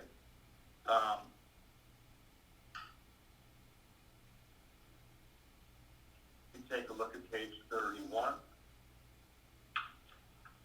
Okay. Actually, going from page 30 into 31, it says, there was never a need for the Dalton Police Department to force their way into a home or, quote, break the door down as suggested by Officer Marley in his phone conversation with Hamilton. Do you recall what you said with respect to, the possibility of having to break a door down? Yes. And what was that? What I was saying to Mr. Hamilton is that if I'm going to go there and have to have the right to enter someone's home without a search warrant, then I need specific factors or exigency to do that. And at that point, I was not aware or getting any of those information that would allow me to do that. Did you have any intent to put a chilling effect on Tyler Hamilton? No, not whatsoever. The conversation did not strike me as any way other than very respectful between the two of us. If either Hamilton or Nutting had asked you to do a check, would you have done a check? Yes, I would have. Okay. If either of them had told you that she was threatening to kill herself, would you have done a check? Yes. Okay.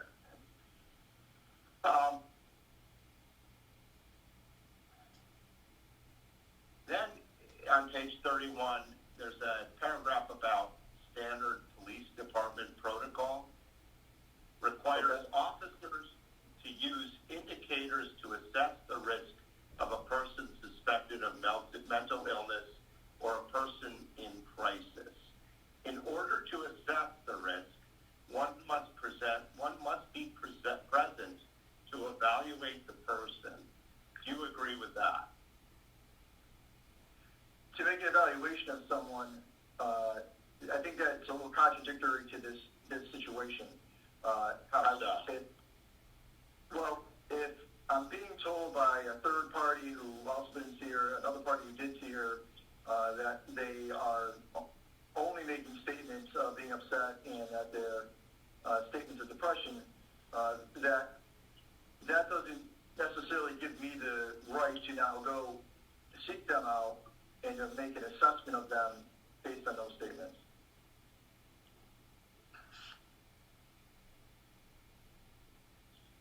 You have a number of times made reference to the fact that the Dalton Police Department has, in the past, received well-being check requests that turn out to not be valid and that the department doesn't actually respond with a well-being check. Can you give us a couple recent examples of that? Yes, a male party calling, requesting a check on a female party that he describes as his girlfriend or friend, and requests that he believes that she's in danger because she's in the presence of a new person or another male person in their house. When we followed up with that and spoke to the female party, she had said that gentleman that we told her called was her ex-boyfriend, and that he has been harassing her and her new boyfriend endlessly, and that he uses the police come to the house to try to intimidate or scare them and harass them. Another one I can think of that I went to was... Before you move off of that one. The boyfriend had said what? What was the call, the initial call? He was claiming she was doing what? That she was in danger because she was in or around another male person. Okay. And instead of responding to that call, you called her? Yes. Okay. And that is common practice in the Dalton Police Department? Yeah, we often do this with these well-being checks because we know that these are often being used to do these types of harassment and ongoing, intimidation by, sometimes intimidate, victims of, harassment. So we're trying to actively be aware of what is the proper response and why we're taking an action. And when did this call occur? I would say sometime last fall, sometime in that area. Okay. And was there a report generated? I honestly can't recall. I think it was just a log notes.